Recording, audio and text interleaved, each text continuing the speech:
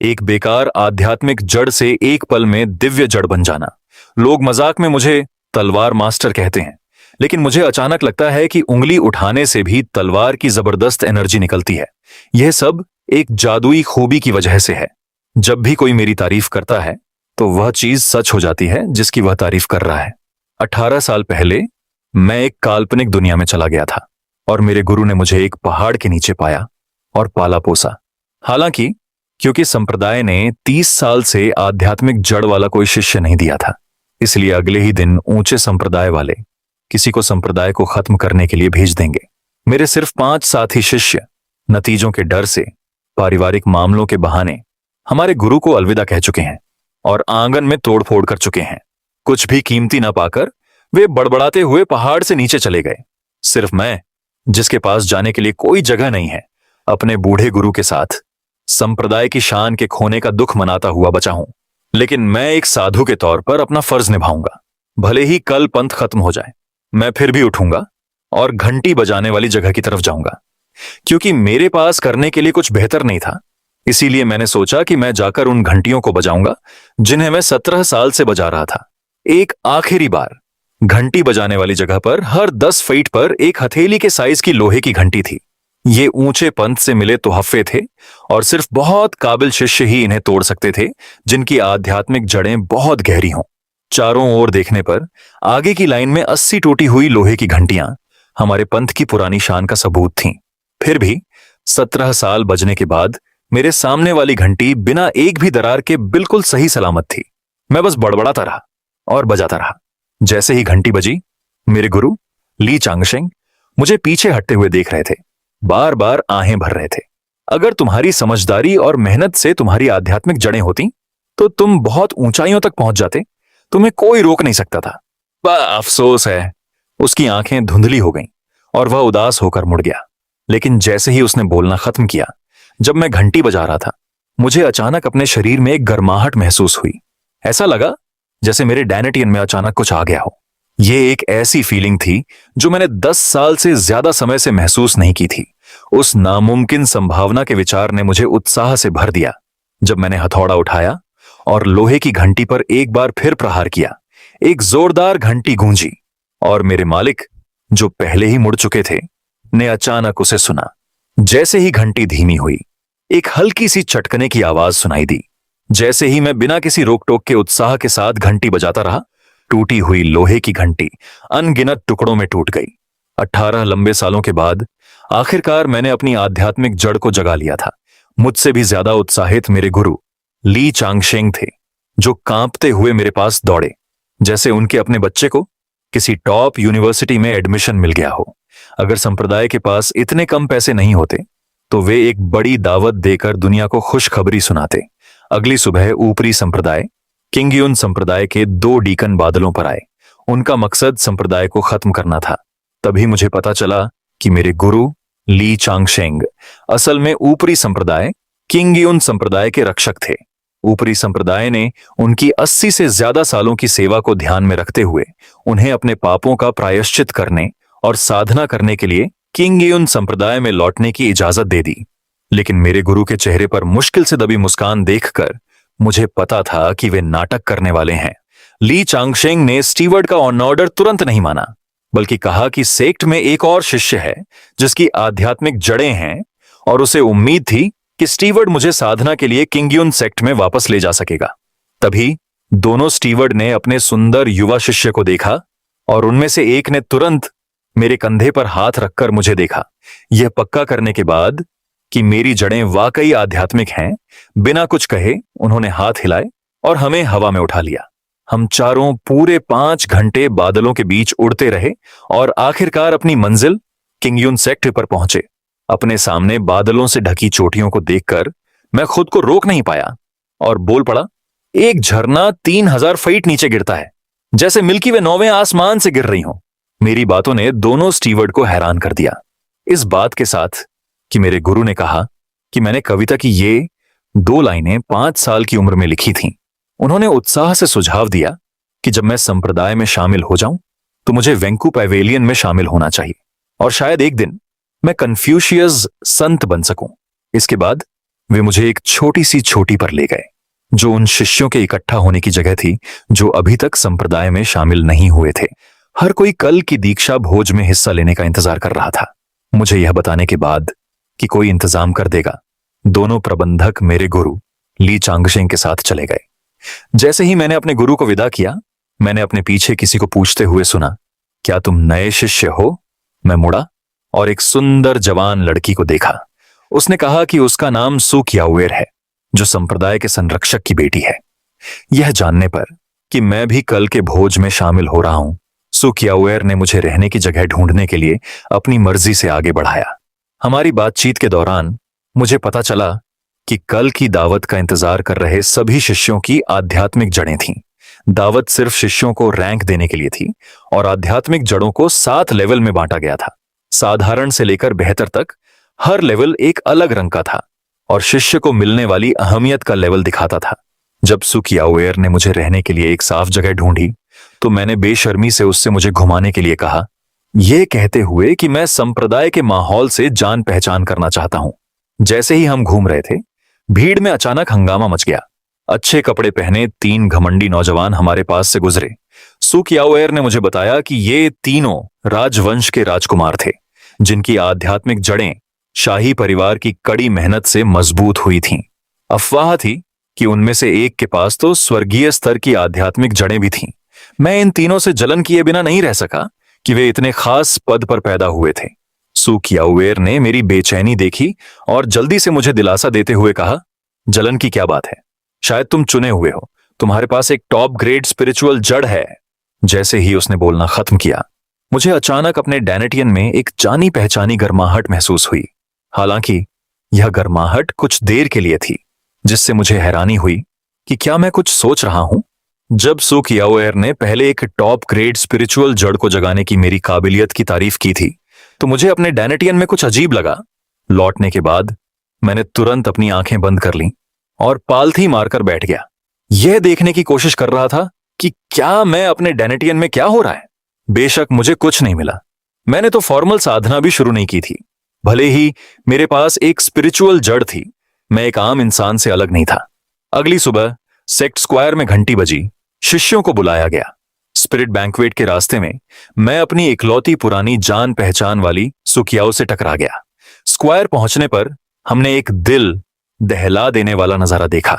यह बीच में रखा हुआ ऊंचा स्पिरिट बैंक्वेट क्रिस्टल नहीं था, बल्कि वे 3 राजकुमार थे जिनसे मैं एक दिन पहले मिला था, जो सुनहरी रोशनी में आसमान से उतर रहे थे। इससे पता चलता है कि उन्होंने संप्रदाय में शामिल होने से पहले साधना शुरू कर दी थी। मैं यह देखकर हैरान रह गया कि सही परिवार में पैदा होना कितना जरूरी है। तभी भीड़ फिर से चौंक गई।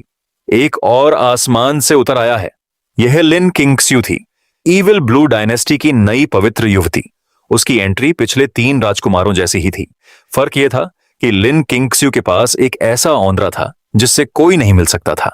अफवाह थी कि उसके पास ग्रेड अर्थ स्पिरिचुअल रूट या उससे भी ऊंचा हो सकता है। जैसे ही स्पिरिट बैंक्वेट शुरू हुआ, टेस्टिंग से गुजर रहे ज्यादातर शिष्यों के पास या तो साधारण या ऊंचे ग्रेड के स्पिरिचुअल रूट थे। सिमा शुन और यंग मास्टर ओयांग समेत 3 डैशिंग राजकुमारों के पास cyan grade earth level spiritual root थे और उन्हें तुरंत एक पैविलियन मास्टर और एक पैलेस मास्टर ने पर्सनल शिष्य के तौर पर स्वीकार कर लिया। दूसरे राजकुमार किन हाउटियन, जो ग्रेट किन राजवंश के क्राउन प्रिंस थे, ने राजवंश की किस्मत के आशीर्वाद से अपने सियान ग्रेड स्पिरिचुअल रूट को purple grade heaven level spiritual root में अपग्रेड कर लिया। यहां तक कि किंग युन सेक्ट के सेक्ट मास्टर ने भी बार बार तारीफ नहीं की।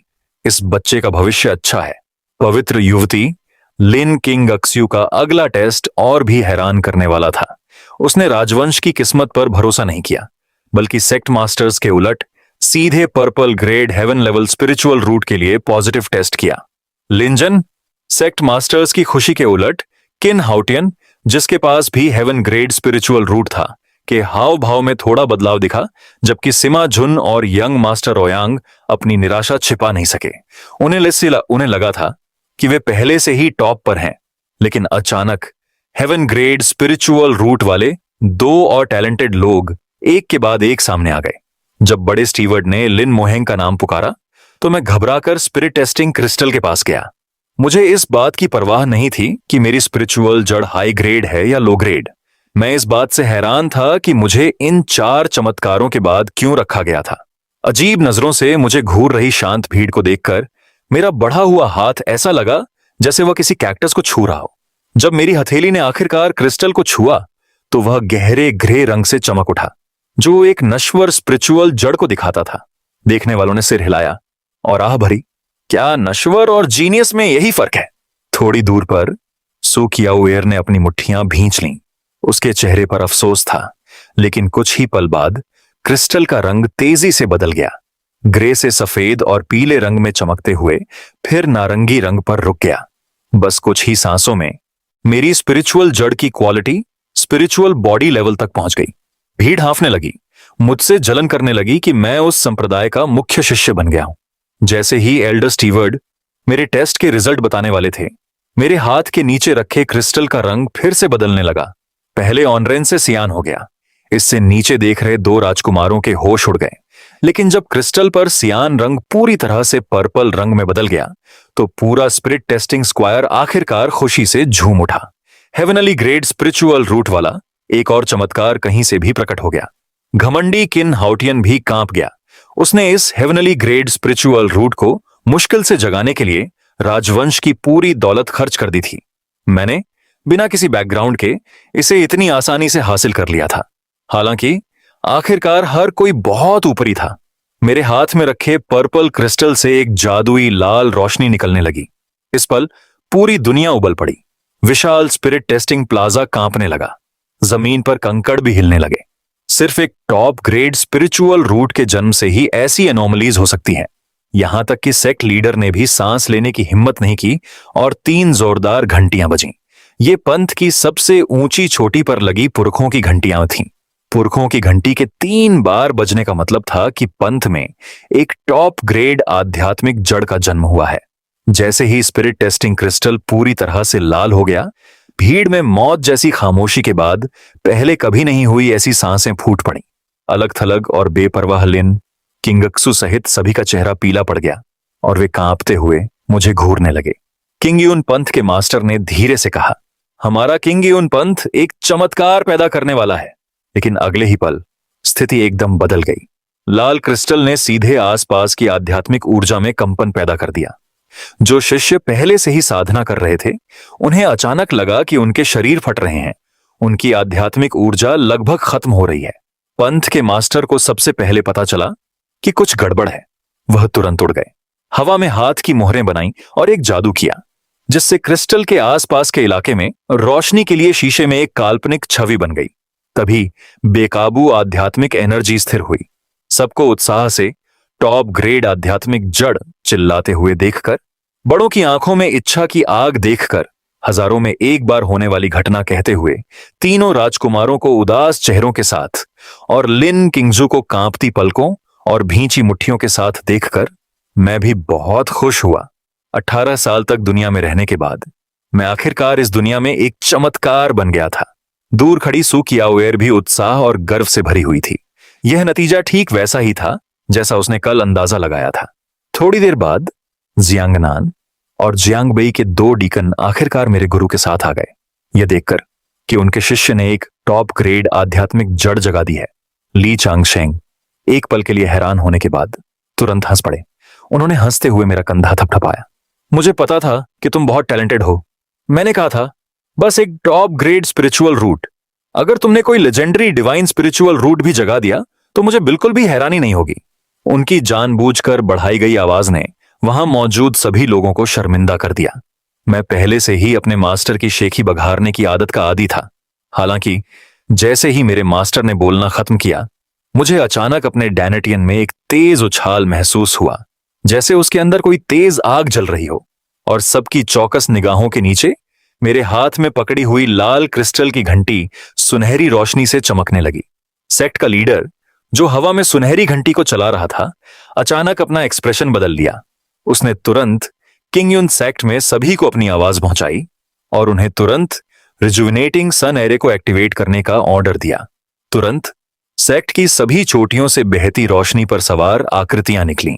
जैसे ही मुसीबत की आवाजें गूंजीं, बादलों और धुंध से बनी एक बनावट दिखाई दी जिसने तेजी से पूरे किंगयुन सेक्ट को घेर लिया। अगले ही पल गूड स्पिरिट क्रिस्टल अचानक सुनहरी रोशनी के साथ फूट पड़ा, जिससे सबकी पलकें एक बार फिर जोर से झपकने लगीं। उन्हें पुरानी कहानी याद आ गई। जो लोग सुनहरे दिव्य ग्रेड स्पिरिचुअल रूट को जगाते थे वे 9 प्रांतों के चुने हुए लोग थे। जैसे ही गूड स्पिरिट क्रिस्टल चमकदार सुनहरी रोशनी के साथ फूटा, सेक्ट की सबसे ऊंची छोटी पर रखी पुरखों की गोलियां एक बार फिर गूंज उठीं। मेरी हथेली के नीचे रखा गूड स्पिरिट क्रिस्टल तुरंत टूट गया, फिर एक दरार के साथ बिखर गया। शुभ ऊर्जा वाली सुनहरी लहरों को फैलते देखकर सेक्ट के लीडर ने जल्दी से सभी को सन रिस्टोरिंग एरे को मजबूत करने का आदेश दिया। हालांकि उसे हैरानी हुई कि सुनहरी रोशनी ने उसे तैयारी करने का कोई समय नहीं दिया। ड्रैगन के आकार की सुनहरी रोशनी की एक किरण आखिरकार उस व्यूह को तोड़कर आसमान में उठी और हजारों मील लंबे पहाड़ों और नदियों को सुनहरा रंग दिया। इस अजीब घटना ने तुरंत 9 प्रांतों के अनगिनत ताकतवर लोगों को डरा दिया। कई ताकतवर लोग किंगयुन संप्रदाय की ओर दौड़े, इस चुने हुए व्यक्ति को खोजने के लिए उत्सुक थे जिसके पास दिव्य स्तर की आध्यात्मिक जड़ थी। किंगयुन संप्रदाय की सबसे ऊंची चोटी पर 75वें संप्रदाय के नेता की मूर्ति कांपने लगी और ग्रैंड मास्टर, जो 5 साल की उम्र में 10,000 साल से शून्य में थे, ने अपनी दिव्य भावना प्रकट की। अपने हाथ के एक हल्के से इशारे से उन्होंने एक और भी मजबूत किंगयुन सन रिस्टोरिंग व्यूह को एक्टिवेट किया, जिससे एक बादल का बवंडर निकला जिसने तुरंत सुनहरी शुभ रोशनी को निगल लिया। यह घटना इतनी जल्दी शांत हो गई कि आने वाले ताकतवर लोग अपना संतुलन खो बैठे। फिर ग्रैंड मास्टर ने संप्रदाय के नेता की ओर मुड़कर उसे निर्देश दिया कि मुझे इस चुने हुए व्यक्ति को ध्यान से पालें। यह सब करने के बाद ही उनकी दिव्य भावना खत्म हुई। अपने सामने टूटे हुए क्रिस्टल को देखकर मैं शिकायत करने ही वाला था कि अचानक मैंने ऊपर देखा और पाया कि सेक्ट लीडर, एल्डर्स, यहां तक कि 3 प्रिंस और यहां तक कि लिन किंगक्सू और सभी चेले मुझे ध्यान से देख रहे थे। मैं पीछे हट गया। मेरे दिल में एक अजीब सी बेचैनी भर गई। मास्टर ली चांगशेंग सबसे पहले आगे आए। मुस्कुराते हुए अपने अच्छे चेले की तारीफ करते हुए कहा कि डिवाइन ग्रेड स्पिरिचुअल रूट ने उन्हें बहुत गर्व दिलाया है। मैंने अपने सामने बैठे बूढ़े आदमी को देखा। मुझे बहुत अजीब लगा। ऐसा लगा कि वही थे जिन्होंने अभी कहा था कि यह कोई हैरानी की बात नहीं है कि मैंने एक डिवाइन ग्रेड स्पिरिचुअल रूट जगाया था। और सच में मैंने एक डिवाइन ग्रेड स्पिरिचुअल रूट जगाया था और उस दिन घंटी बजाने वाले एरिना में वह भी कुछ बुदबुदाते हुए लग रहे थे। क्या ऐसा हो सकता है कि इस बूढ़े आदमी की बातें आशीर्वाद थीं? गूड स्पिरिट क्रिस्टल के टूटने की वजह से गूड स्पिरिट असेंबली खत्म हो गई और दूसरे चेले स्टीवर्ड्स के पीछे पीछे अपनी अपनी चोटियों पर चले गए। पूरे प्लाजा में सिर्फ 3 राजकुमार, लिन किंगक्सू और मैं ही बचे थे। संप्रदाय के नियमों के मुताबिक अर्थ ग्रेड या उससे ऊपर के स्पिरिचुअल रूट वाले लोग ही पीक मास्टर के पर्सनल शिष्य बन सकते थे। दायेन पीक के पीक मास्टर सिमा रैन ने सिमा झुन को अपना लिया, जो उसी कबीले से था। होंगे पीक के पीक मास्टर ये किंग ने प्रिंस ओयांग को अपना लिया। किन हाउटियन को पियाओमियाओ पीक के पीक मास्टर जाओ कियान ने पकड़ लिया और शाओयिन पीक के पीक मास्टर हुआ मेई ने अलग थलग रहने वाले लिन किंगक्सू को अपना लिया। बाकी 30 से ज्यादा पीक मास्टर्स की आंखें जल रही थीं। वे मुझे एक दिव्य स्पिरिचुअल रूट वाले चुने हुए व्यक्ति को अपना शिष्य बनाना चाहते थे। संप्रदाय के मास्टर ली जुआनजी ने सबसे पहले मुझे अपना शिष्य बनाने की इच्छा जाहिर की, लेकिन ये किंग ने उन्हें बीच में ही रोक दिया, जो पहले ही एक शिष्य बना चुके थे। इसके अलावा जाओ कियान और सिमा रैन ने भी मेरे लिए मुकाबला किया, यह कहते हुए कि मेरा साधना का रास्ता उनके लिए ज्यादा सही है। बाकी 32 पीक मास्टर्स ने भी मुझे घेर लिया, मुझे अपना शिष्य बनाने के लिए होड़ कर रहे थे। युक्सियू पीक के पीक मास्टर ने कहा कि वह मेरे साथ भाई बनना चाहते हैं। लिंगफेंग पीक के पीक मास्टर ने मुझे चुनने के लिए रिसोर्स देने का वादा किया और यहां तक कि एक महिला पीक मास्टर ने सीधे मुझे एक टॉप ग्रेड स्पिरिचुअल पाइथन तलवार दे दी। यह देखकर दूसरे पीक मास्टर्स और चुप नहीं बैठ सके। कुछ ने 100 बैटल्स ड्रैगन स्केल आर्मर दिया, जो क्रिएशन रियल्म एक्सपर्ट के हमलों को झेल सकता था, जबकि दूसरों ने ताई जेन जेड ब्रेसलेट और कैओस पियरलेस जेड जैसे अर्थ ग्रेड खजाने दिए। दूसरे शिष्यों की आंखें जलन से लाल हो गईं और इन पीक मास्टर्स के पर्सनल शिष्यों की आंखों में आंसू आ गए। सेक्ट मास्टर ली जुआनजी ने स्थिति को काबू से बाहर होते देखकर चिल्लाकर कहा कि वह हेवन ग्रेड एरेविन ट्रेजर तोहफे में देंगे। फिर उसने हाथ की मोहरें बनाई और एक जादू किया जिससे संप्रदाय की सबसे ऊंची छोटी जोर से कांपने लगी। धरती और चट्टानें ऐसे फटने लगीं जैसे कोई बड़ा खजाना निकलने वाला हो। इससे दूसरे छोटी के गुरु डर गए, जिन्होंने तुरंत हार मान ली और उससे रुकने को कहा। मैंने देखा कि पैदा होने वाला खजाना वापस ले लिया गया। मेरा दिल निराशा से भर गया। उस चालाक ली जुआनजी ने असल में मुझे खाली हाथ अपना शिष्य बना लिया था। मुझे मिले पृथ्वी ग्रेड के जादुई खजानों के ढेर को देखकर मैं आंखों में आंसू लिए बस सहमत हो सका और वहीं शिष्य बनने की रस्म पूरी कर दी। घटना के बाद संप्रदाय के गुरु ने मेरे गुरु ली चांगशेंग के गुनाहों को माफ कर दिया और मुझे पालने पोसने में उनकी काबिलियत को देखते हुए उन्हें एक रक्षक की कमर का टोकन और 100 साल की सैलरी भी इनाम में दी।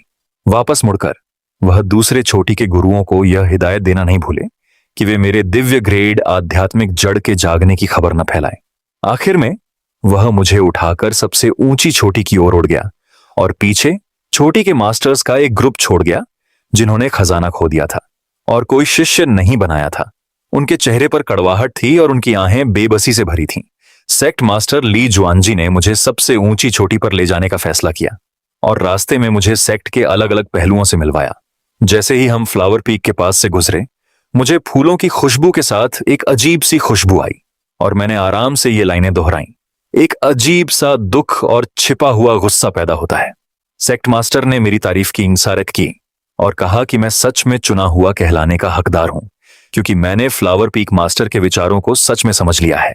सेक्ट की सबसे ऊंची छोटी पर पहुंचने पर मैंने आखिर में छोटी पर लटकी हुई बैंगनी सुनहरी पुश्तैनी घंटी देखी, जिसके चारों ओर की रोशनी बहुत तेज थी। सेक्ट मास्टर ने कहा कि यह ग्रैंड मास्टर की छोड़ी हुई एक पवित्र चीज थी, जिसमें शुरू में किस्मत और बदकिस्मती देखने और जीनियस लोगों की प्रतिभा को पहचानने की ताकत थी, लेकिन पहले यह ज्यादा से ज्यादा 3 बार ही बजती थी। लेकिन मैंने एक अपवाद के तौर पर अनगिनत बार पूर्वजों की घंटी बजवाई। किंगयून हॉल के अंदर सेक्ट मास्टर ने, जिनका चेहरा गंभीर था, मुझसे स्वर्गीय दांव की कसम दिलाई और वादा किया कि दांव वंश हासिल करने के बाद भी वे किंगयून सेक्ट की रक्षा करेंगे। बिना किसी हिचकिचाहट के मैंने झुककर कसम खाई। तुरंत ऐसा लगा जैसे मेरे माथे पर भगवान की इच्छा उतर आई हो। मैं समझ गया कि यही भगवान के बंधन का कारण था। फिर सेक्ट मास्टर ने मेरे दिल में 2 उंगलियां डाली और मेरे दिमाग में मिड ग्रेड स्वर्गीय rank purple qi eastward golden QE भेजा। यह किंगयून सेक्ट का असली साधना का तरीका था, जिसे पर्पल स्टार सेज द्वारा पर्पल क्यूई सुप्रीम कैनन के एक हिस्से से अपनाया गया था। मैंने अपनी आंखें बंद की और तरीके के अनुसार आध्यात्मिक ऊर्जा को महसूस किया। मेरी पहले से अंधेरी चेतना के समुद्र में रोशनी के बिंदु दिखने लगे, जो एक काले पर्दे को रोशन करने की तरह घने थे। जल्द ही कुछ दर्जन सांसों के अंदर मेरी डेंटियन ने भी आध्यात्मिक ऊर्जा के साथ एक कनेक्शन बना लिया। कुछ दर्जन सांसों के बाद ही मेरे चारों ओर स्पिरिचुअल एनर्जी का एक बहुत बड़ा बवंडर बन गया, जो आसपास की स्पिरिचुअल एनर्जी को तेजी से खींच रहा था। बेशक मैंने आसानी से क्यूआई इंडक्शन प्रोसेस पूरा कर लिया था, लेकिन जब मैंने पर्पल क्यूआई को महसूस करने की कोशिश की तो मुझे एक प्रॉब्लम हुई। मैं बहुत देर तक बिना किसी कामयाबी के जूझता रहा। जैसे ही मैं पूरी तरह खोया हुआ और कंफ्यूज्ड महसूस कर रहा था, अचानक मेरा दिमाग साफ हो गया और मुझे पर्पल ऑनरा महसूस हुआ। मुझे पता नहीं था सेक्ट मास्टर ली जुआनजी मुझे टेंशन और उम्मीद के मिले जुले भाव से देख रहे थे। यह देखकर कि मैं अपनी पहली कोशिश में ही इतनी ज्यादा स्पिरिचुअल एनर्जी पा सकता हूं और यानलिंग स्क्वायर पर 3000 मील तक फैले शुभ बादलों के सीन को याद करते हुए उन्होंने खुद से कहा, मेरे जैसे टैलेंटेड इंसान के लिए, जिसके पास डिवाइन ग्रेड स्पिरिचुअल रूट है, पर्पल ऑनरा को महसूस करना बहुत आसान होना चाहिए, एक नेचुरल प्रोग्रेशन। फिर सबसे ऊंची छोटी से एक पर्पल झरना नीचे गिरा, जिससे बादल पर्पल रंग में रंग गए। किंगयून सेक्ट के सभी शिष्यों ने ऊपर देखा और 36 छोटी के गुरु उड़कर ऊपर आ गए। वे पूरी तरह हैरान थे, पूरी तरह से शॉक थे। यह पूरब से पर्पल ऑनरा के आने का संकेत था, दूसरी मुसीबत से निकलने का संकेत था। लेकिन सबसे ऊंची छोटी के नीचे सभी ने यही देखा। मुझे साफ तौर पर बहुत सारा पर्पल ऑनरा अंदर खींचता हुआ महसूस हुआ, लेकिन जब मैंने अपनी आंखें खोली तो मुझे मेन हॉल में कुछ नहीं दिखा। मैंने कंफ्यूजन में अपने गुरु से भी पूछा, क्या आपने पर्पल ऑनरा देखा? सेक्ट के गुरु को भी लगा कि मैंने पर्पल ऑनरा महसूस नहीं किया है और उन्होंने मुझे दिलासा देते हुए कहा कि पहली कोशिश में महसूस न कर पाना नॉर्मल है। उन्हें पहली बार इसे महसूस करने में पूरा दिन और रात लग गई, और तब भी वे पर्पल एनर्जी की एक हल्की सी झलक ही महसूस कर पाए। उसी समय जब सबसे ऊंची चोटी पर पर्पल शैडो छा गई तो 3000 मील की पर्पल एनर्जी चांदी की नदी की तरह बह निकली। पूरा किंगएउन सेक्ट इस नजारे से घबरा गया। 36 शिखर गुरुओं ने सोचा, यह सोचकर कि यह 4 सेक्ट लीडर हैं जो मुश्किलों से गुजर रहे हैं, वे अपने दिव्य हथियारों के साथ दौड़े और अपने शिष्यों को मदद के लिए एक लाइन बनाने के लिए चिल्लाए। सेक्ट लीडर ने तुरंत बाहर आध्यात्मिक ऊर्जा की 36 लहरों को महसूस किया। शुरू में सोचा कि शीर्ष गुरु विद्रोह की साजिश रच रहे हैं। जब वह पूछने के लिए मेन हॉल से बाहर निकला तो उसने बैंगनी बादलों का विशाल समुद्र देखा और तुरंत महसूस किया, मैंने असल में 3000 मील पूरब की ओर बैंगनी ऊर्जा खींची थी। चुना हुआ व्यक्ति साधारण कैसे हो सकता है? उसकी नजर बहुत छोटी थी। हालांकि मुड़कर वह बहुत खुशी से झूम उठा। किंगएउन सेक्ट को सच में सोना मिल गया था। जब सेक्ट लीडरों को पता चला कि यह मेरे सेक्ट में शामिल होने और इसे 2 घंटे से भी कम समय में पूरा करने का नतीजा था, तो वे सभी हैरानी से हाँफने लगे। जैसे जैसे बैंगनी ऊर्जा धीरे धीरे खत्म होती गई, वे अजीब तरह से पीछे हट गए। क्योंकि मेन हॉल एक लाइन से सुरक्षित था, मैं बाहर कुछ भी नहीं सुन सका और मुझे कोई अंदाजा नहीं था कि क्या हुआ था। मेन हॉल में लौटने के बाद सेक्ट लीडर ने अजीब तरह से कहा कि मुझे अपनी स्किल्स इस्तेमाल करने की जरूरत नहीं है। मैंने पर्पल एनर्जी को सक्सेसफुली महसूस कर लिया था। इसके बाद सेक्ट लीडर ने मुझे पहाड़ पर आधे रास्ते पर किलिन हॉल में बैठने को कहा, जबकि वह टूटे हुए गूज स्पिरिट क्रिस्टल को ठीक करने के लिए दौड़ पड़े। मैंने अपने मास्टर का दिया हुआ स्टोरेज बैग खोला, अलग अलग पीक मास्टर्स द्वारा मुझे दिए गए सभी खजाने डाले, उनके साथ खेला और उनकी लिस्ट बनाई और फिर अच्छी नींद सो गया। अगली सुबह जब दूसरे चेले और प्रोडिजी बड़ों के सरमन सुनने के लिए दौड़ रहे थे, मैं आराम से एक सीनियर अंकल के बगल में घूम रहा था। मैंने प्रोडिजी के बारे में पूछने के लिए भी समय निकाला, यह सोचकर कि सेक्ट ने उन्हें कोई ट्रांसपोर्टेशन टूल क्यों नहीं दिया। पीक मास्टर होंग के सरमन के दौरान सिमा जुन और यंग मास्टर ओयांग, जो पहले ही बेसिक बातें सुन चुके थे, घबराए हुए लग रहे थे, इधर उधर देख रहे थे। पीक मास्टर होंग, जो सबके साथ एक जैसा बर्ताव करने का दावा करते थे, उन्होंने उन्हें खूब डांटा और 3 दिन तक बिना खाना दिए अकेले रहने की सजा दी। यहां तक कि संप्रदाय के प्रतिभाशाली लोगों को भी उनके सामने ठीक से रहना पड़ता था। बदकिस्मती से, क्योंकि मैं बहुत जल्दी उठ गया था, इसीलिए ओल्ड होंग के प्रवचन के दौरान मैं खर्राटे लेने लगा, जिससे दूसरे शिष्यों को बहुत मजा आया। मेरा नश्वर शरीर, जो साधना की सतह को मुश्किल से छू रहा था, सिमा शुन और दूसरों का मुकाबला नहीं कर सकता था। अगर ओल्ड होंग मुझे भी 3 दिन अकेले रहने की सजा देते तो शायद मैं भूख से मर जाता। फिर सख्त चेहरे के साथ होंग तियानाजियांग ने अपनी उंगली हिलाई और मेरे डेस्कमेट के पास हवा से एक रेशमी रजाई आ गई। उसे ढक दो, उसे सर्दी मत लगने दो। पूरी दुनिया चुप हो गई। कितना निष्पक्ष होंग तियानाजियांग। सिमा शुन, जिसे भी सज्जा मिली थी, सवाल के बिना नहीं रह सका। उसे बिना सज्जा के खुले में सोने की इजाजत क्यों थी? हांग तियानशियांग ने साफ साफ कहा कि वह दिव्य भूमि का चुना हुआ व्यक्ति है, जिसने एक ही दिन में 2 दिव्य घटनाएं शुरू की और इसलिए उसे खास देखभाल का हक है। सिमा शोन बस अपनी अकेली कैद में वापस जा सकता था। जब मैं उठा तो मैं बहुत शर्मिंदा था, सज्जा के डर से, और जल्दी से कहा, असल में मैं ठीक से सोया नहीं था। अचानक हांग तियानशियांग ने तुरंत प्रवचन खत्म होने की घोषणा की, मुझे वापस जाकर आराम करने को कहा और यह भी कहा कि मैं अपनी साधना में ज्यादा मेहनत न करूं। जब मैं लौटा तो मैंने अपने गुरु ली चांगशेंग को पहले से ही दरवाजे पर इंतजार करते हुए पाया। उन्होंने अपनी आस्तीन से एक मुड़ी हुई नोटबुक निकाली और मुझे देते हुए कहा कि यह दिव्य हुनर की दशकों पुरानी कीमती किताब है। फिर उन्होंने मुझे याद दिलाया कि दूसरे संप्रदाय जल्द ही मुझे लड़ाई के लिए चुनौती देने आएंगे। संप्रदाय का सबसे बड़ा टैलेंट होने के नाते मुझे शायद उसमें हिस्सा लेना ही होगा। हालांकि मैं बहुत टैलेंटेड था, लेकिन मैंने सिर्फ एक दिन ही साधना की थी, इसीलिए मुझे शर्मनाक हार से बचने के लिए जल्दी से सेल्फ डिफेंस के लिए एक दिव्य क्षमता सीखनी थी। अगली सुबह मैं अपने लिए एक दिव्य क्षमता चुनने के लिए जिक्सियाओ पीक पर दिव्य क्षमता पैवेलियन गया। लेकिन जब मैं पैवेलियन पहुंचा तो मैंने देखा कि लिन किंगजू ने अंदर जाने से पहले अपनी कमर का टोकन दिखाया और फिर मुझे एहसास हुआ कि मेरे पास कोई टोकन नहीं है। पैवेलियन की रखवाली कर रहे बूढ़े आदमी ने मुझे तुरंत पहचान लिया। और प्यार से मुझे अंदर आने दिया, जिससे मैं सभी मंजिलें घूम सका।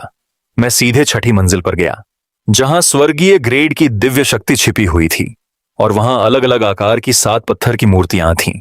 जैसे ही मैं उन्हें ध्यान से देखने वाला था, किसी ने मुझे आवाज दी। इस व्यक्ति ने अपना परिचय हुआंग ताओ के रूप में दिया और कहा कि वह लुओशेन पीक संप्रदाय का शिष्य है और मेरा बड़ा भाई है। उसने उत्साह से मुझे पत्थर की मूर्तियों से मिलवाया और कहा कि स्वर्गीय ग्रेड की दिव्य शक्ति उनके अंदर छिपी हुई है और साधना शुरू करने के लिए व्यक्ति को उससे जुड़ना होगा। उन्होंने मुझे खास तौर पर चेतावनी भी दी कि जल्दबाजी में गलत दिव्य शक्ति को विकसित करने से मेरी नींव को नुकसान होगा। मैंने बीच में ड्रैगन और टाइगर पत्थर की मूर्ति को देखा, लेकिन मूर्ति पूरी तरह से स्थिर रही। हुआंग ताओ ने मुझे बताया कि यह एक high grade heavenly grade dragon और टाइगर डिवाइन मूर्ति थी, जो बहुत शक्तिशाली थी। पिछला शिष्य जो साधना में फेल हो गया था, उसने न सिर्फ साधना के लेवल में तेज गिरावट देखी, बल्कि अपने आध्यात्मिक मूल गुण को भी स्वर्ग स्तर से पृथ्वी स्तर तक गिरते देखा। यह सुनकर मैंने इस खतरनाक चीज से पक्के तौर पर दूरी बना ली। मुड़कर मैंने देखा कि किन हाउटियन और लिन किंगक्स्यू भी छठे फ्लोर पर थे। किन हाउटियन काफी देर से यूनिवर्स में छिपे सूर्य और चंद्रमा पत्थर की मूर्ति के सामने पालथी मारकर बैठी थी, शायद उससे तालमेल बिठाने में नाकाम रही थी। दूसरी ओर लिन किंगक्स्यू पक्षी पत्थर की मूर्ति के सामने अपनी आंखें बंद करके महसूस कर रही थी। ऐसा लग रहा था कि उसने कुछ हासिल कर लिया है। मैंने यूनिवर्स में छिपे सूर्य और चंद्रमा पत्थर की मूर्ति को चुना, जिसे किन हाउटियन ने अभी अभी आजमाया था।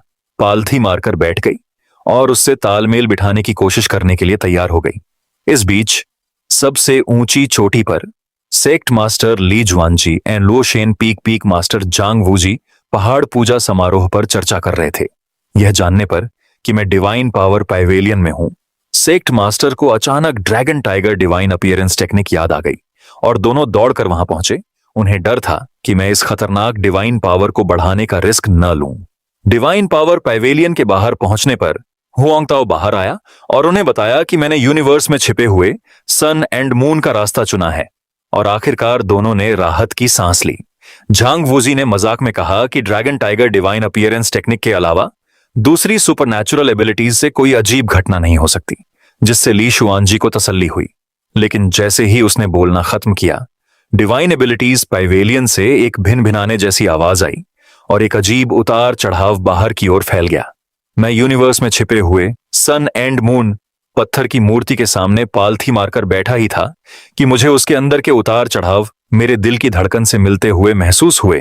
लॉजिकली सुपरनैचुरल काबिलियत पाने के लिए एक ही सोच काफी होनी चाहिए, लेकिन मुझे हमेशा लगता था कि यह परफेक्ट नहीं है। इसीलिए मैंने बार बार महसूस किया और खोजा, फिर भी मैं गहरे रहस्यों को नहीं समझ पाया। किन हाउटियन मुझे ध्यान से देखते हुए बुदबुदाया, एक डिवाइन ग्रेड स्पिरिचुअल जड़ को इसे आसानी से महसूस कर लेना चाहिए, है ना? लेकिन अंदर ही अंदर उसे उम्मीद थी कि मैं भी रेजॉन नहीं कर पाऊंगा। जैसे ही मैंने दूसरे बेस्ट के लिए सेटल होने का फैसला किया, अचानक मेरा पत्थर की मूर्ति के साथ एक मजबूत कनेक्शन बन गया। रेजॉन नहीं हो पाया। अचानक मेरा पत्थर की मूर्ति के साथ एक मजबूत कनेक्शन बन गया। पत्थर की मूर्ति के अंदर सुपरनैचुरल काबिलियत का बहुत सारा कंटेंट मेरे दिमाग में सिल्वर ड्रैगन वाटरफॉल की तरह बह रहा था।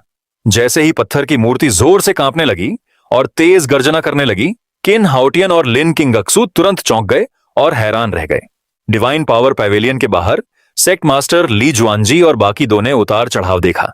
उनके हाव भाव एकदम बदल गए और उन्होंने तुरंत चेलों को निकालने का ऑर्डर दिया, सबको याद दिलाते हुए, डिवाइन पावर की घटना की खतरनाक ताकत बहुत ज्यादा है, तुरंत छिप जाओ। जैसे ही पवेलियन के अंदर के चेले तेजी से निकले, किन हाउटियन और लिन किंगक्सू भी एक एक करके बाहर निकल गए। सिर्फ मैं पत्थर की मूर्ति के सामने पालथी मारकर बैठ गया। पत्थर की मूर्ति और ज्यादा जोर से कांपने लगी और आखिर में जोर से फट गई। पहाड़, नदी, सूरज और चांद जैसी अजीब चीज मुझसे फैलने लगी। 7 मंजिला डिवाइन पावर पवेलियन तुरंत राख में बदल गया। ली जुआनजी और बाकी तीनों ली निंग के साथ राजधानी से निकल गए। उनके भूत डिवाइन पावर पवेलियन को घेर रहे थे, लेकिन अजीब चीज के असर से राजधानी में मौजूद भूत तुरंत फट गया और सबसे ऊंची चोटी पर सीट पर लगातार 3 धमाके हुए। यह एक सबसे बड़ी डिवाइन पावर के दिखने का इशारा था। 35 छोटी के मास्टर और 108 रक्षक दौड़े, किंग यून सेक्ट को उल्टा पुल्टा होते और पहाड़ों, नदियों और मंदिरों का भ्रम देखकर सब हैरान रह गए। मैं खालीपन में मंडरा रहा था। दिव्य शक्तियां और नियम मेरे दिमाग में नदी की तरह उमड़ रहे थे, लेकिन धीरे धीरे मेरी हदें पार कर रहे थे। लाल सूरज डूब रहा था, चमकता चांद नदी में गिर रहा था और छिपा हुआ ब्रह्मांड अजीब घटनाओं में और भी अस्त व्यस्त होता जा रहा था। चोटी के मास्टर्स ने आह भरी। उन्हें लगा कि मेरा दायरा बहुत नीचे है और मैं आखिर में परम दिव्य शक्ति से चूक जाऊंगा। लेकिन इसी समय मेरे गुरु ली चांगशेंग गार्डियन टीम से बाहर निकले। उनके हाथों में दिव्य शक्ति कसकर थी और वे आगे बढ़ गए और वे चिल्लाए, लिन मोहेंग, तुम यह कर सकते हो। तुम्हारे गुरु को तुम पर विश्वास है। तुम निश्चित रूप से सूरज और चांद को पकड़ सकते हो और छिपे हुए ब्रह्मांड में व्यवस्था बहाल कर सकते हो। जैसे ही ली चांगशेंग ने बोलना खत्म किया, मैं अचानक खड़ा हो गया। मेरे पूरे शरीर में एक अजीब सी शक्ति उमड़ रही थी। मैंने अपने दांत पीसे और सभी दिव्य शक्तियों और नियमों को अपने अंदर संभाल लिया। इस समय किंगदाओ का पहाड़ी चांद सीधा खड़ा हो गया। ताओवादी मंदिर की धूप वापस बहने लगी। उल्टा छिपा हुआ ब्रह्मांड वापस आ गया और सिकुड़ा हुआ सूरज और चांद मेरी हथेली पर आ गया। मेरे पैरों के नीचे पहाड़ी चांद ऊपर उठ गया, मेरे रूप को सहारा दे रहा था। मैंने अपनी आंखें खोली। उनकी रोशनी चमक रही थी और चिल्लाया, मैं सूरज और चांद को पकड़ता हूं। मैं आसमान से तारे तोड़ता हूं। इस दुनिया में मेरे जैसा कोई नहीं है। मेरी आवाज एक गूंजती हुई घंटी की तरह पूरे किंगयुन सेक्ट में गूंज गई। जैसे ही वह अजीब चीज धीरे धीरे सिकुड़ी और मेरे शरीर में मिल गई, कियानकुन डायग्राम मेरे पैरों के नीचे दिखाई दिया। मुझे भीड़ में ले गया। सेक्ट मास्टर ली जुआनजी बहुत खुश हुए और उन्होंने पूछा कि मुझे क्या इनाम चाहिए। मैं अपनी नई मिली दिव्य क्षमता की शक्ति को परखना चाहता था और मेरे बड़े भाई हुआंगताओ ने अपनी मर्जी से, यहां तक कि अपने साधना स्तर को आत्मा के दायरे तक कम कर दिया। मैंने कियानकुन रुई पर कदम रखा। मेरी बाहें कियानकुन डायग्राम को गले लगा रही थीं। जैसे ही स्पिरिचुअल एनर्जी मेरे शरीर में तेजी से बढ़ी, कियानकुन डायग्राम 10 झांग से बढ़कर 100 झांग से ज्यादा लंबा हो गया। इसकी डरावनी ताकत आसपास फैल गई। हुआंगताओ को लगा कि कुछ गड़बड़ है और उसने अपना सप्रेशन छोड़ने और पीछे हटने की कोशिश की, लेकिन मैं पहले से ही हमला करने के लिए तैयार था। मैंने 100 फुट लंबा कियानकुन डायग्राम छोड़ा, उसे उस पर पटक दिया और चिल्लाया, सीनियर ब्रदर, भागो मत। सीनियर ब्रदर हुआंगताओ पीछे हटे और साथ ही अपना सप्रेशन भी छोड़ा और तुरंत अपना पीक युआन शेन रियल मोनरा वापस पा लिया। उसने सोचा कि इससे वह हमले का सामना कर पाएगा, लेकिन अगले ही पल कियानकुन डायग्राम उस पर टूट पड़ा। उस जरूरी पल में सेक्ट मास्टर ने दखल दिया, कियानकुन डायग्राम की पावर को फैला दिया और स्पिरिचुअल एनर्जी के उतार चढ़ाव को न्यूट्रलाइज कर दिया। धूल जमने के बाद मैंने देखा कि हुआंगताओ को कोई नुकसान नहीं हुआ था और मुझे थोड़ी निराशा हुई। So called top grade divine abilities की पावर बस ठीक ठाक होती है। मेरी बातें सुनकर दूसरे शिष्य फूट फूट कर रोने लगे। मैं, एक नया शिष्य जिसने सिर्फ 3 दिन साधना की थी, असल में एक peak yuan Shane realm expert को पीछे धकेलने में कामयाब हो गया था, जिससे उन्हें पूरा कचरा जैसा महसूस हो रहा था। सेक्ट मास्टर ली जुआनजी ने मेरे परफॉर्मेंस की बहुत तारीफ की और फिर सभी को साधना के लिए अपने पीक्स पर लौटने दिया। किलिन हॉल में वापस आकर मैं आराम करने के लिए लेटा ही था कि मैंने बाहर से किसी को मुझे बुलाते हुए सुना। मैंने दरवाजा खोला और किसी ऐसे व्यक्ति को देखा जिसे मैं नहीं पहचानता था।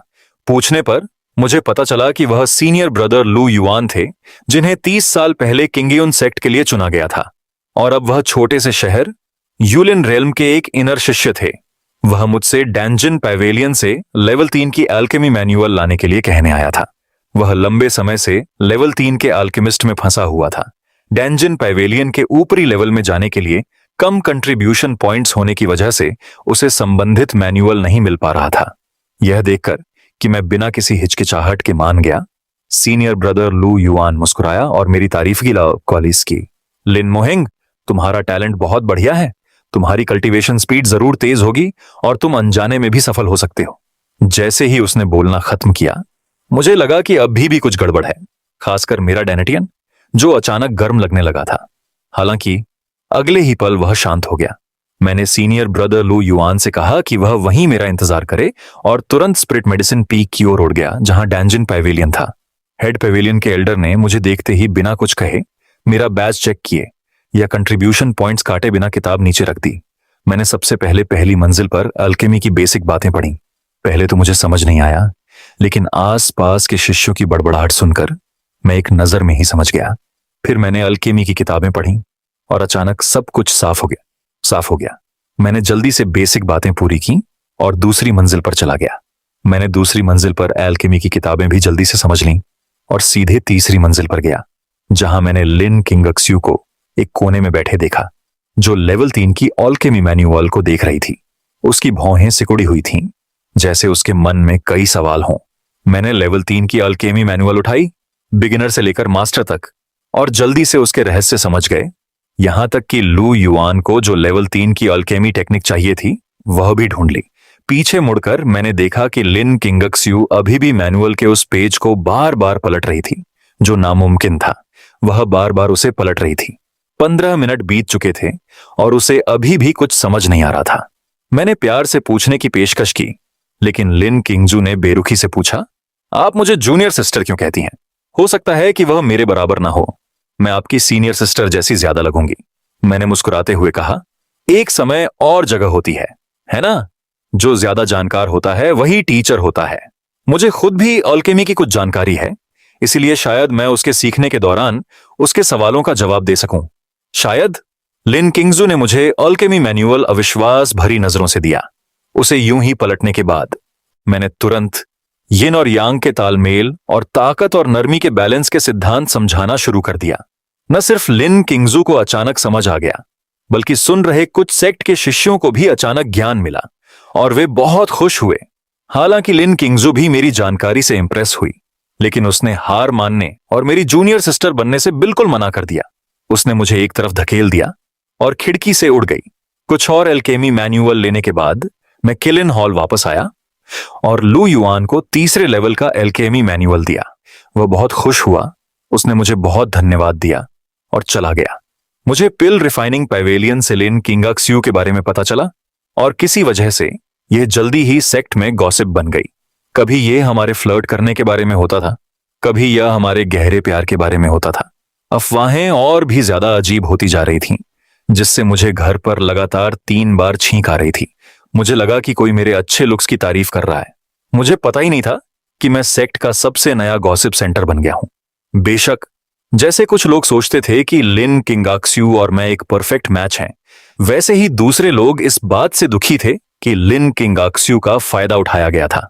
उस समय शॉइन पीक पर लिन किंगक्स्यू की भट्टी लगभग फट गई थी जब वह गोलियां रिफाइन कर रही थी, और उसे यिन यांग बैलेंस का तरीका याद आ गया जो मैंने उसे पिल रिफाइनिंग पैवेलियन में सिखाया था। मेरे निर्देशों के अनुसार इसे एडजस्ट करने के बाद वह सच में गोलियां रिफाइन करने में सफल हो गई।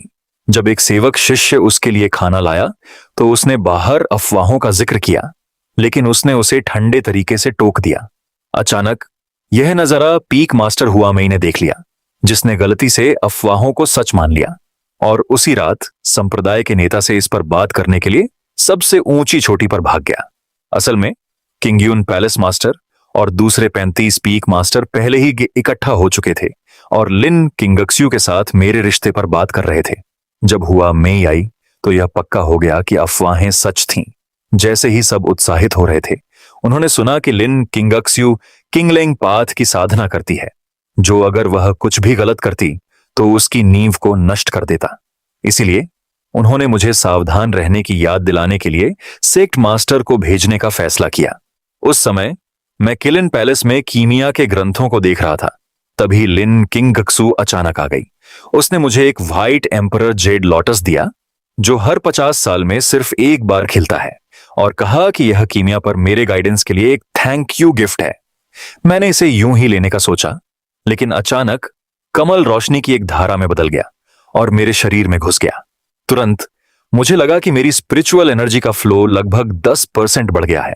लिन किंगक्सू मेरी कल्टीवेशन स्पीड से हैरान रह गई और हिलने की हिम्मत नहीं हुई। अचानक सेक्ट मास्टर और पीक मास्टर्स ने दरवाजा खोला और अंदर आ गए। हमारे हाथों को छूते देखकर उन्होंने गलती से मान लिया कि हमारा कोई खास रिश्ता है और जल्दी से चले गए। लिन किंगक्सू भी, जाहिर है, रुकना नहीं चाहती थी। जाने से पहले उसने जोर देकर कहा कि रैंकिंग टूर्नामेंट के बाद ही उसे मेरी जूनियर बहन माना जाएगा, और फिर वह भी चली गई। हालांकि उसके जाते हुए रूप को दूसरे शिष्यों ने देखा। बाहर अफवाहें और भी ज्यादा बढ़ गईं। कुछ लोगों ने तो यह भी कहा कि प्रेगनेंसी की वजह से हम शादी कर लेंगे।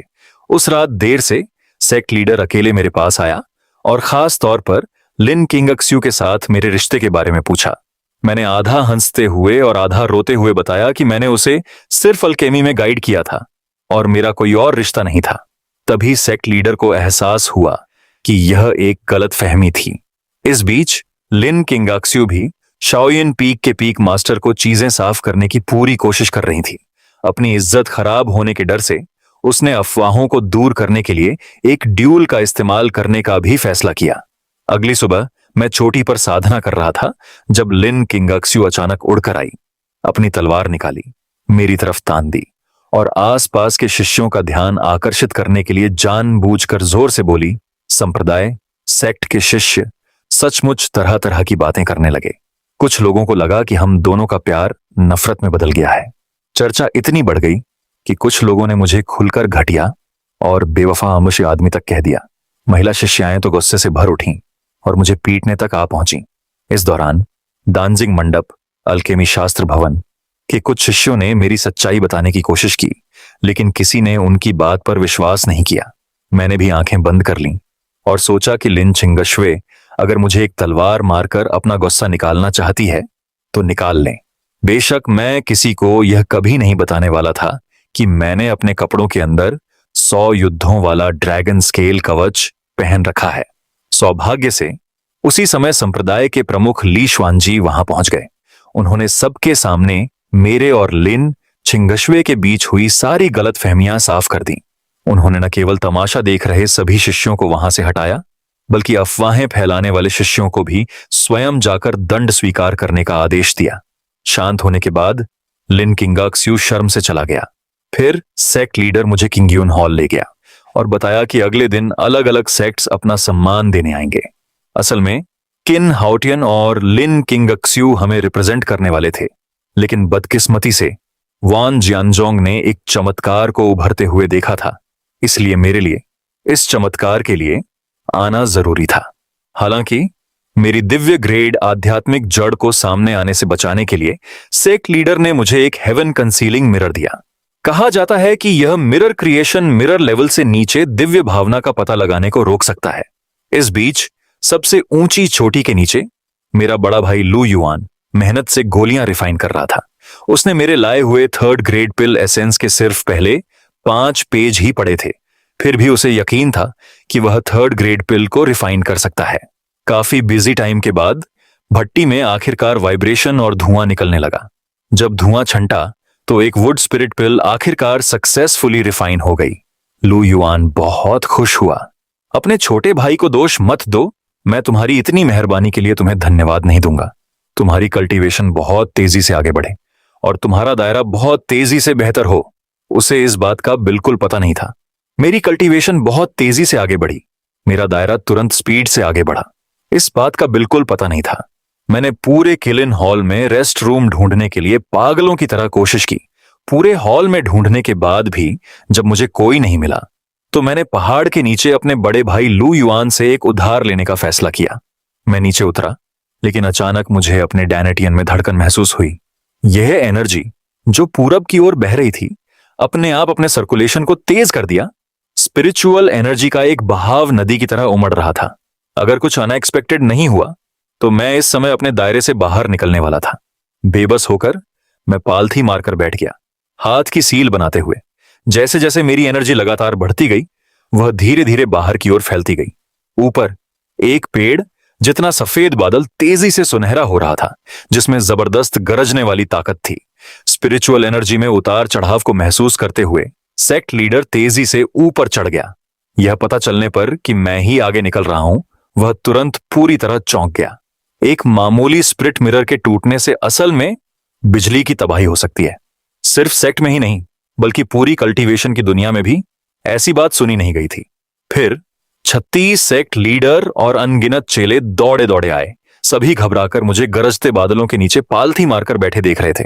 असल में मैं अंदर से घबरा रहा था, इसलिए नहीं कि मैं मुसीबत की ताकत से डर रहा था, बल्कि इसलिए कि मुझे बहुत ज्यादा राहत की जरूरत थी।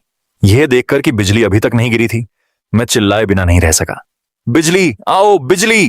तुरंत सुनहरी बिजली गिरी और मुझे लगी। इसने तुरंत मेरे शरीर के पास पहने हुए 100 बैटल्स ड्रैगन स्केल आर्मर को एक्टिवेट कर दिया। अगले ही पल एक सुनहरा ड्रैगन फैंटम दिखाई दिया। उसकी दहाड़ गूंज रही थी, जो लगातार मुश्किल की ताकत को रोक रही ज़बां थी। मैंने मौके का फायदा उठाकर पागलों की तरह स्पिरिचुअल एनर्जी सोख ली, जिससे मेरा ऑनरा लगातार 3 बार बढ़ा। मेरा कल्टीवेशन लेवल तुरंत स्पिरिट रेलम तक पहुंच गया। फिर मैंने अपना हाथ उठाया। कियान कुंड डायग्राम को धक्का देकर मैंने बिजली की मुश्किल को तोड़ दिया। एक हेवनली ट्रिब्यूलेशन मार्क चुपचाप मेरी भौहों के बीच दिखाई दिया। अपना ब्रेक थ्रू पूरा करने के बाद मैं पेशाब करने की इच्छा को रोक नहीं सका। मैंने कियान कुंड डायग्राम पर कदम रखा और सीधे पहाड़ से नीचे उड़ गया। पहाड़ के नीचे पाथ फाइंडर, यह सोचकर कि मैं उदास हूं क्योंकि मेरा ब्रेक थ्रू उम्मीदों पर खरा नहीं उतरा, मुझे एक सुकून देने वाली मुस्कान के साथ मिला। लेकिन मैंने उसे नजरअंदाज किया और लैट्रिन में भाग गया, चिल्लाते हुए, मुझे एक लैट्रिन चाहिए। लैट्रिन देखकर सेक्ट मास्टर ली जुआनजी ने चुपके से किलिन हॉल के बगल में मेरे लिए एक प्राइवेट लैट्रिन बनाने का फैसला किया। किंग यून सेक्ट के मार्शल आर्ट्स एरिना का ग्रैंड फिनाले शुरू हुआ। अगली सुबह जैसे ही सेक्ट का ग्रैंड फॉर्मेशन एक्टिव हुआ, बैक्सियांग माउंटेन और तियानयू सेक्ट जैसे गर्वित सेक्ट के चमत्कार एक के बाद एक उड़ते हुए आए। इसके बाद बायहुआ सेक्ट और वंजियन सेक्ट के चमत्कार भी आसमान से आए। लड़ाई शानदार थी। बायहुआ सेक्ट के हुआ वो के नीले कमल पर खड़े थे, एक फोल्डिंग फैन पकड़े हुए, और वंजियन सेक्ट की किलिन तलवार की एनर्जी से घिरे हुए थे। उनके एक्सप्रेशन शानदार थे। इन दोनों ने सेक्ट मास्टर ली जुआनजी और दूसरे लॉर्ड्स के लिए कोई सम्मान नहीं दिखाया, जिससे भीड़ में नाराजगी फैल गई। लड़ाई शुरू होने के बाद सिमा झुन और जाओ फेयान के बीच मुकाबला ड्रॉ रहा। लिन किंगक्स्यू ने अपनी ठंडी शानदार तलवारबाजी से सूझे को हरा दिया। किन हाउतियानपिंग ने अपनी जबरदस्त लोंगक्वान टेक्निक से जीत हासिल की। सिर्फ हुआ वुक्के, किलिन और मैं ही बचे थे जिन्होंने अभी तक कोई चाल नहीं चली थी। इन दोनों ने अपनी दिव्य इंद्रियों से मुझे पकड़ लिया, लेकिन मैं स्वर्ग को ढकने वाले आईने से रुका हुआ था। किलिन, जो मुझे सबसे पहले उकसाने के लिए बाहर निकला था, मेरी तलवार से हार गया। किलिन की बुरी हार देखकर हुआ वुक्के की हथेलियों में पसीना आ गया, लेकिन वह फिर भी पीछे हटने को तैयार नहीं था। उसने तुरंत 100 फूलों वाले ग्रुप की स्वर्गीय दिव्य शक्ति 3000 हंसती रातें अपने सिर के ऊपर हरे कमल के फूलों के साथ छोड़ दी, क्योंकि मेरी आध्यात्मिक ऊर्जा पहले ही खत्म हो चुकी थी। मैंने बस अपना पैर उठाया और सीधे उसके बचाव में घुस गया। तुम्हारी दिव्य शक्ति बहुत तेज है, लेकिन तुम्हारे कदम कमजोर हैं। अगर मैं तुम्हारे पैर पकड़ लूं तो तुम्हारे पास विरोध करने की कोई ताकत नहीं होगी। यह कहकर मैं मुड़ गया और जानबूझकर एक गहरी परछाई छोड़ गया। हुआ वुके पूरी तरह से डर गया था। वे 3000 अगरबत्तियां सच में उसके पैरों को बचाने के लिए काफी नहीं थीं। वह जानता था कि वह मेरी तलवार की ताकत का बिल्कुल सामना नहीं कर सकता, और बिना लड़े हारकर उसका भगवान का दर्द गायब हो गया। बस मायूसी में सिर झुका सकता था। बिना किसी शक के मैंने नंबर 1 शिष्य के तौर पर अपना टाइटल पक्का कर लिया था। पहाड़ की पूजा के बाद पंथ ने एक बड़ी दावत रखी। पंथ के लीडर ने मुझे अपना शिष्य बनने का प्रस्ताव दिया। सबने मुड़कर देखा, यहां तक कि लिन किंगक्स्यू ने भी अजीब सी नजर डाली। बेबस होकर मैं बस उसे नमस्ते करने और विदा करने के लिए उठ सका। ऐसे समय आएंगे जब हवा और लहरें तेज होंगी और कोई आसमान में बादल की तरह विशाल समुद्र को पार कर सकता है। अचानक जैसे ही नुकसान होने वाला था, एक तेज आवाज आई। वेंकू पैवेलियन के हेड गोंगसुन हान जांच करने के लिए दौड़े। आसमान से एक शक्तिशाली साहित्यिक आभा उतरी, खोए हुए ताओवादी रहस्यों के साथ छतों से मुझे घेर लिया। मैंने कभी नहीं सोचा था कि जो कविता मैंने यूं ही सुनाई, उसे साहित्य की दुनिया से इतनी पहचान मिलेगी। सैकड़ों सालों में भी जब किंगयून सेक्ट के हेड गोंगसुन हान ही अकेले थे जिन्होंने सही रास्ते के बारे में सुना था, ऐसा नजारा कभी नहीं देखा गया था। ताओवादी किस्मत पूरे किंगयून सेक्ट में फैल गई, जिससे वेंकू पैवेलियन में सैकड़ों मूर्तियों का ध्यान खींचा। गूंज, अंदर से लिखने की प्रतिभा की लहर उठी। रोशनी की एक किरण में मिल गई, जो मेरे सामने रोशनी के एक गोले में बदल गई, जिससे स्टडी के 4 खजानों का एक सेट सामने आया। मैंने ब्रश उठाया और कागज पर वो कविता लिखी जो मैंने अभी पढ़ी थी। स्टडी के 4 खजाने तुरंत छापों में बदल गए, मेरी हथेली में मिल गए। शानदार दावत के बाद मैं गोंगसुन हान से मिलने ताइजेन विंड में वेंकू पैवेलियन गया। हमारी आम बातचीत के दौरान गोंगसुन हान ने लिटरेचर के रास्ते के अकेलेपन और ताइजेन विंड के वीरान होने पर दुख जताया। मैंने अपना सिर हिलाया। उन्होंने जवाब दिया, हंसी और बातचीत लाल फूलों की तरह है, और बातचीत कभी बेकार नहीं जाती।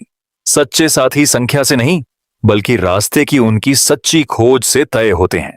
इन शब्दों से गोंगसुन हान के रोंगटे खड़े हो गए और वह जोर से हंस पड़े।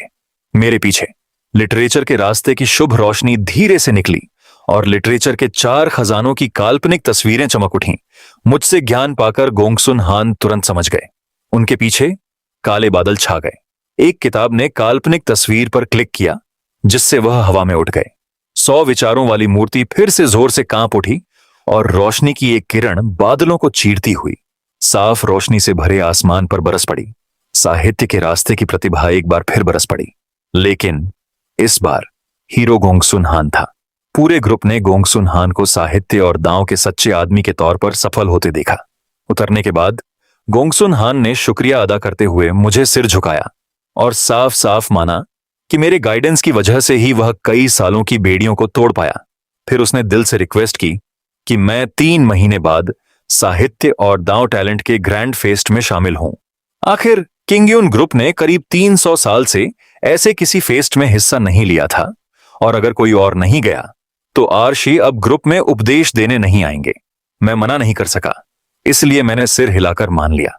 जब मैं किलिन हॉल लौटा तो ग्रुप मास्टर ली जुआनजी पहले से ही वहां इंतजार कर रहे थे। उन्होंने खुद मुझे इनाम के तौर पर दर्जनों दुर्लभ और कीमती खजाने दिए गए और ग्रुप लीडर ने चुपचाप मुझे एक जरूरी काम सौंपने का प्लान बनाया। प्रतिभाशाली व्यक्ति के आने के बाद किंगयुन संप्रदाय में जीवन घटनाहीन हो गया।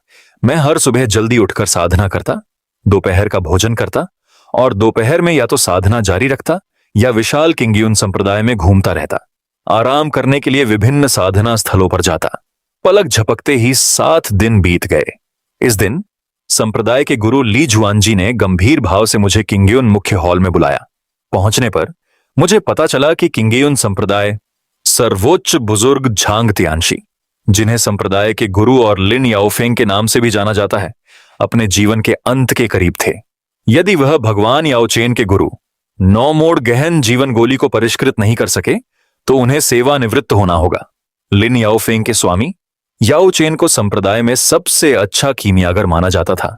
ली शुआनजी ने दिव्य महाद्वीप के सम्राट को भी एक मैसेज भेजा था, जिसमें 9 बारी वाली गहरी जीवन गोली के लिए बहुत बड़ा इनाम देने का ऑफर था।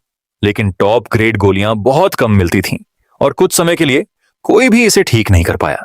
पूरे पंथ में अफवाहों की बाढ़ आ गई, लेकिन जैसे जैसे वे फैली वे गलत होती गईं।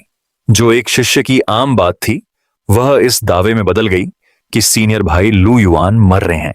जब मैंने किलिन हॉल में एक मामूली शिष्य से यह सुना तो मैंने मेज पर मुक्का मारा और चिल्लाया, क्या सीनियर भाई लू युआन मर रहे हैं? बेचारे सीनियर भाई लू युआन, वह कितने दयालु और अच्छे इंसान थे। इतने अच्छे इंसान इतनी कम उम्र में मर रहे हैं। मुझ पर दुख की लहर छा गई। तभी ली शुआनजी की आवाज मेरे कानों में गूंजी, लिन मोहेंग, इधर आओ, इधर आओ, मेरे पास आओ। मैं भारी मन से किंगयुन हॉल पहुंचा। ली जुआनजी झांग तियानशी की बात से परेशान थे। उनका चेहरा उदास था। मैंने मन ही मन आह भरी, मास्टर मेरे प्यारे। ली जुआनजी ने मेरी तरफ देखा, हैरान थे कि मुझे झांग तियानशी के बारे में पता था। शायद हमारी बातचीत के दौरान किसी लॉर्ड ने गलती से यह बता दिया। मुझे उम्मीद है कि अच्छी खबर आएगी। हम फिर कोशिश कर सकते हैं। आपको चिंता करने की जरूरत नहीं है। आपके ग्रैंड मास्टर, वे स्वभाव से बेफिक्र हैं और हमसे ज्यादा खुले विचारों वाले हैं। ली जुआनजी खुद को दिलासा देते हुए लगे, यह अच्छी बात है। मैं थोड़ी देर में मास्टर लू युआन से मिलने जाऊंगा। रुको ग्रैंड मास्टर, मैंने एक भौं उठाई। लू युआन? ली जुआनजी हैरान रह गए। बातचीत के बाद मैं आखिरकार समझ गया, यह एक बहुत बड़ी गलतफहमी निकली। सीनियर ब्रदर लू युआन बिल्कुल ठीक थे। जो सच में खतरे में थे वे मेरे ग्रैंड मास्टर झांग तियानशी थे, जिनसे मैं कभी नहीं मिला था। ली जुआनजी ने आह भरी। फिर उन्होंने एक और जरूरी इंस्ट्रक्शन दिया। उन्होंने कहा कि 1 महीने में 10,000 साल पहले के एक वॉइड रेल्म एक्सपर्ट के छोड़े हुए खंडहर खुल जाएंगे और सभी बड़े सेक्ट्स को वहां अपने चेले भेजने होंगे। शुरू में लू युआन खंडहर में जाने के लिए सबसे अच्छा कैंडिडेट था, लेकिन वह क्रिएशन रेल्म में जाने की कगार पर था और नहीं जा सकता था। दूसरे लोग या तो जिएतियन टेम्पल में अकेले थे या काम से बाहर थे। इसीलिए सिर्फ लिन, किंगक्स्यू, किन हाउटियन और मैं ही जा सकते थे। सील पर साइन करने के बाद मैं चला गया। किंगमिंग हॉल से निकलने के बाद मैं अपने मास्टर की बीमारी को लेकर परेशान था। हालांकि मैं झांग तियानशी से कभी नहीं मिला था, लेकिन वह आखिर मेरे मास्टर के मास्टर थे। वजह और ड्यूटी दोनों की वजह से मैं चुपचाप खड़ा नहीं रह सकता था। मैं सिर्फ किनारे से देख सकता था। 9 टर्न प्रोफाउंड लाइफ पिल एक टॉप ग्रेड एलिक्सिर है। यहां तक कि मेडिसिन डस्ट का मास्टर भी इसे रिफाइन नहीं कर सका। मैं एक नया सदस्य जो सिर्फ आधे महीने से सेक्ट में था, क्या कर सकता था? किलिन हॉल में छिपकर जितना ज्यादा मैं इसके बारे में सोचता, उतना ही ज्यादा नाराज होता। हालांकि मैं अपने गुरु से कभी नहीं मिला था, लेकिन वह मेरे गुरु के गुरु थे, सेक्ट लीडर के मेंटर थे। अगर वह ऐसा करते तो मेरे गुरु का दिल कितना टूट जाता, सेक्ट लीडर कितना परेशान होता। और मतलबी होने के लिए, अगर झांग तियानशी ने 9 टर्न प्रोफाउंड लाइफ पिल को बेहतर बनाया और अपनी ताकत वापस पाली, तो किन युन सेक्ट के पास एक और नियर वॉइड रेल्म एक्सपर्ट होगा। पूरे सेक्ट के लिए इसका मतलब साफ था। इस पर सोचने के बाद मैंने पहले पिल और गोल्ड पैवेलियन जाने का फैसला किया। भले ही मैं कुछ न कर सकूं, मैं कम से कम यह समझना चाहता था कि 9 टर्न प्रोफाउंड लाइफ पिल क्या है। अगर मुझे कुछ सुराग मिले तो मैं सीधे पिल और गोल्ड पैवेलियन गया। मैंने वहां पहले ही एक नींव रख दी थी। बूढ़े आदमी ने मेरी काबिलियत देखकर मेरा टोकन चेक के बिना ही मुझे अंदर जाने दिया। इस बार मेरा मकसद साफ था। मैं सीधे चौथी मंजिल की तरफ गया। चौथी मंजिल पहली 3 मंजिल से बिल्कुल अलग थी। यह गहरी गोली के फॉर्मूले और कीमिया के शॉर्टकट से भरी थी। साथ ही पहले के लोगों की कई एनोटेशन भी थी। ये एनोटेशन रिसर्च करने वालों के लिए बहुत मददगार थे, क्योंकि इस लेवल पर कीमिया के दांव की समझ पर निर्भर करती थी। मैं ऐसे गोली के फॉर्मूले ढूंढ रहा था जो मेरी ताकत बढ़ा सकें। मैंने जल्दी से क्यूई गैदरिंग पिल, अर्थली एफिनिटी पिल, फ्लाइंग स्पिरिट पिल और दूसरी स्पिरिचुअल ग्रेड गोलियों के फॉर्मूले याद कर लिए। हर फॉर्मूला, यह स्पिरिट कंट्रोल, दायरे से नीचे वालों को अपनी साधना को बेहतर बनाने में मदद करता है, और इससे उनकी नींव अस्थिर नहीं होगी। गोलियों को हटाने की आखिरी रात एक गोली के फॉर्मूले ने मेरा ध्यान खींचा, प्रोफाउंड लाइफ पिल। इसने अप्रत्यक्ष रूप से कहा कि गहन जीवन गोली के ऊपर 3 ग्रेड थे, पहला रैंक, तीसरा रैंक और 9वां रैंक, जो पृथ्वी ग्रेड, स्वर्ग ग्रेड और सर्वोच्च ग्रेड के अनुरूप हैं। साधारण गहन जीवन गोलियों का प्रभाव मृत्यु ऊर्जा को दूर करने और जीवन शक्ति को फिर से भरने का होता है। हालांकि आत्मा नियंत्रण क्षेत्र से नीचे के लोगों के लिए, यदि वे स्वर्ग की अवहेलना करना चाहते हैं और एक क्लेश से परे महान प्राणी के जीवन को लंबा करना चाहते हैं, तो उन्हें 9वें रैंक की गहन जीवन गोली की आवश्यकता है। मैंने गहन जीवन गोली के फॉर्मूले को याद कर लिया, यह सोचकर कि मुझे बाद में इसकी आवश्यकता हो सकती है। हालांकि मुझे यह नहीं पता था कि चौथी मंजिल पर गहन जीवन गोली के फॉर्मूले को ब्राउज करते समय डैन की हरकतें अन्य शिष्यों द्वारा पहले ही देख ली गई थीं। यह खबर पूरे संप्रदाय में जंगल की आग की तरह फैल गई। लिन मोहेंग ने गोली शोधन मंडप में गहन जीवन गोली का फॉर्मूला देखा था। 9 टर्न प्रोफाउंड लाइफ पिल के लिए सेक्ट के बेशकीमती इनाम की खबर और सीनियर ब्रदर लू युआन के मरने के करीब होने की पिछली अफवाह के साथ चेलों की कल्पनाएं बेकाबू हो गईं। ये अफवाह कि लिन मोहेंग सीनियर ब्रदर लू युआन के लिए 9 टर्न प्रोफाउंड लाइफ पिल को रिफाइन करने जा रहे हैं, तेजी से फैल गई और यह और भी खतरनाक होती गई। उन्होंने ऐसी चीज को चुनौती देने की हिम्मत की, प्रोफाउंड लाइफ पिल की तलाश। मुझे बिल्कुल भी अंदाजा नहीं था कि मैं फिर से ध्यान का केंद्र बन गया। पिल रिफाइनिंग पैवेलियन से निकलने के बाद मैं अंकल याओ चेंग को ढूंढने के लिए पिल गॉड हॉल गया। याओ चेंग एल्केमी रूम में थे, गहराई से सोच रहे थे। 9 टर्न प्रोफाउंड लाइफ पिल, लाइफ जनरेटिंग पिल को रिफाइन करने का तरीका। मेरी आवाज सुनकर वह मुझसे मिलने आए। मैंने अपनी दिलचस्पी नहीं दिखाई और सीधे कहा कि मुझे एल्केमी में दिलचस्पी है और पिल रिफाइनिंग फर्नेस मांगी। उन्होंने तुरंत मुझे ड्रैगन और फीनिक्स कॉल्ड्रॉन नाम की एक लो ग्रेड अर्थ लेवल भट्टी दी। याओ चेंग की आंखें चमक उठी। भट्टी के ऊपर 3 असली ड्रैगन चक्कर लगा रहे थे और 3 फीनिक्स अपने पंख फैलाकर उड़ रहे थे। ध्यान से सुनने पर ड्रैगन की दहाड़ और फीनिक्स की चीखें भी सुनाई दे रही थीं। मैंने खुशी खुशी भट्टी स्वीकार कर ली और विदा ले ली। फिर याओ होंग आए और अपने गुरु को संप्रदाय में चल रही अफवाहों के बारे में बताया। याओ चेंग पूरी तरह से हैरान रह गए। लिन मोहेंग असल में 9 टर्न प्रोफाउंड लाइफ जनरेटिंग पिल को बेहतर बनाना चाहते थे। उनके अंदर भावनाओं का एक जटिल मिश्रण उमड़ आया। उम्मीद के साथ अविश्वास भी था और उनमें भावनाओं का एक स्पर्श भी था। फिर मैं हेडमास्टर ली गुआंगकाई से औषधीय जड़ी बूटियां लेने के लिए 100 हर्ब्स हॉल गया। मैंने ली गुआंगकाई को एक कागज दिया जिसमें क्यूई गैदरिंग पिल के लिए जरूरी चीजें लिखी थीं। लेकिन छोटे बालों वाले, सफेद बालों वाले हेडमास्टर ने उसे देखा तक नहीं। उसके मन में क्या देखने की कोई जरूरत थी? लिन मोहेंग समझ गया। वह 9 रेवोल्यूशंस प्रोफाउंड लाइफ पिल को बेहतर बनाना चाहता था। वह इस पिल के लिए जरूरी चीजों से अच्छी तरह वाकिफ था। उसने पिछले कुछ दिनों में कई बार मेडिसिन मास्टर को ये चीजें दी थीं और उसे सब याद थीं। जहां तक बात है कि उसे सिर्फ एक सेट की चीजें क्यों चाहिए थीं, तो शायद उसे डर था कि अगर उसके पास इसे ठीक से बेहतर बनाने का हुनर नहीं है तो यह सामान की बर्बादी होगी। इसीलिए बिना एक शब्द कहे ली गुआंगकाई छठी मंजिल पर गया, एक कियानकुन बैग निकाला और 9 रेवोल्यूशंस प्रोफाउंड लाइफ पिल के लिए सारी चीजें उसमें भर दी। नीचे जाकर मुझे दे दो। मैंने कियानकुन बैग लिया, उसे अपने हाथ में तौला, मुस्कुराया और चला गया। मुझे बिल्कुल पता नहीं था कि दवा वाली जड़ी बूटियों को चुपके से बदल दिया गया था। किलिन पैलेस में वापस आकर मुझे कीमिया के लिए एक सही कमरा मिला। ड्रैगन और फेनिक्स चार्म को सजाया और अपनी उंगली हिलाई। स्पिरिचुअल एनर्जी आग में बदल गई और भट्टी के नीचे उड़ गई।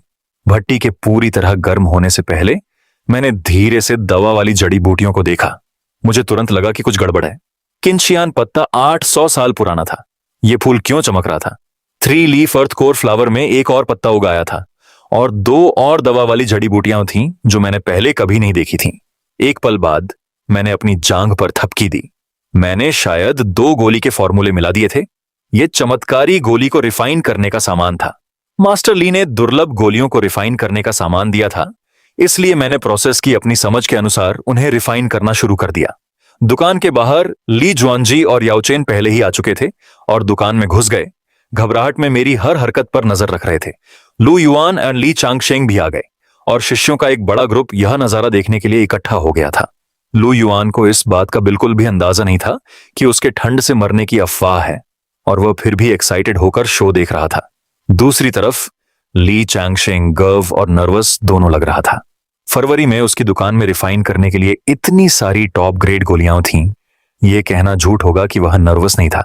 दुकान के अंदर भट्टी में एक दवा वाली जड़ी बूटी रखी गई थी। उसकी ताकत उम्मीद से कहीं ज्यादा थी। 800 साल पुराने किंग जुआन लिक्विड के रस में बदलने के बाद निकली दवा वाली ताकत एक तेज बाढ़ की तरह थी। ड्रैगन और फीनिक्स का ऊपरी हिस्सा जोर से कांपने लगा, जिससे भट्टी का ढक्कन लगभग पलट गया। मैंने मन ही मन कोसा और जल्दी से अपनी सारी स्पिरिचुअल एनर्जी आग को एडजस्ट करने के लिए लगा दी। खुशकिस्मती से उस जरूरी पल में मेरा दिमाग साफ नसनीफ हो गया और मुझे दवा वाली ताकत को चैनल करने का एक तरीका मिल गया, जिससे ज्यादा ताकत 3 ड्रैगन वेंट्स के जरिए दूसरी तरफ चली गई। इससे मुझे हमेशा निराशाजनक लगने वाली स्थितियों से बाहर निकलने का रास्ता मिल जाता था। ली जुआनजी और याओचेन ने बाहर से देखकर देखा कि मैं असल में इसे सक्सेसफुली रिफाइन कर रहा था। धीरे धीरे उनकी आंखों में जबरदस्त उम्मीद दिखने लगी। याओचेन उत्साह से कांप रहा था। वह अच्छी तरह जानता था कि 9 टर्न प्रोफाउंड साउंड पिल को बेहतर बनाने में कितनी मुश्किल होती है। हर कदम पूरी तरह फेल हो सकता था। फिर भी लिन मोहेंग, जो एक नौसिखिया था और आधे महीने से भी कम समय से संप्रदाय में था, उसने असल में एक एक कदम पूरा कर लिया था। जब स्टार रेड लाइफ फोर्स का 8वां झोंका एल्केमी फर्नेस से बाहर निकला तो उड़ती हुई लाल रोशनी ने आधे आसमान को रोशन कर दिया। याओ चेन लगभग दहाड़ते हुए बोला, 8वां स्टेज पूरा। ली जुआनजी का दिल उसके गले में आ गया था। बस एक आखिरी कदम बाकी था। 9वां स्टेज सबसे खतरनाक था, जिसमें लाइफ फोर्स के पहले 8 झोंकों को एक पिल में मिलाना था। जरा सी भी गलती पूरी तरह फेल कर देती और इसका असर एल्केमिस्ट को बुरी तरह घायल कर देता। याओ चेन कई बार फेल हो चुका था, सभी बार। इस आखिरी मुश्किल पर जैसे ही मेरी स्पिरिचुअल एनर्जी खत्म हुई, ली जुआनजी और याओ चेन ने एक साथ अपनी एनर्जी छोड़ी। आसमान से रोशनी की 2 गर्म किरणें उतरी और मुझे घेर लिया। मेरी पहले से खत्म हो चुकी स्पिरिचुअल एनर्जी तुरंत फिर से भर गई। इन 2 ताकतवर लोगों की मदद से मैं आगे बढ़ा। सभी दवा वाले लिक्विड और लाइफ फोर्स को मिलाकर एक गोली बनाई। लाल रंग की गोली हॉल के फर्श से फूट पड़ी। तारे जैसी लाल रोशनी की एक लकीर सीधे आसमान में जा गिरी। लाल रंग की रोशनी तेजी से चमक रही थी, जिससे पूरा आसमान रोशन हो गया था। लाइफ फोर्स पूरे किंगयून सेक्ट में फैल गई थी। हर शिष्य जिसने गहरी सांस ली, उसे पूरी तरह से फ्रेश महसूस हुआ, जैसे उसकी उम्र बढ़ गई हो। याओ चेन की आंखें चौड़ी हो गईं। उसका एक्सप्रेशन शौक से खुशी में बदल गया। उसने अचानक कहा, जिंदगी के 9 चक्कर। गोली झांग तियानची की बूढ़ी आकृति आसमान में अचानक दिखाई दी।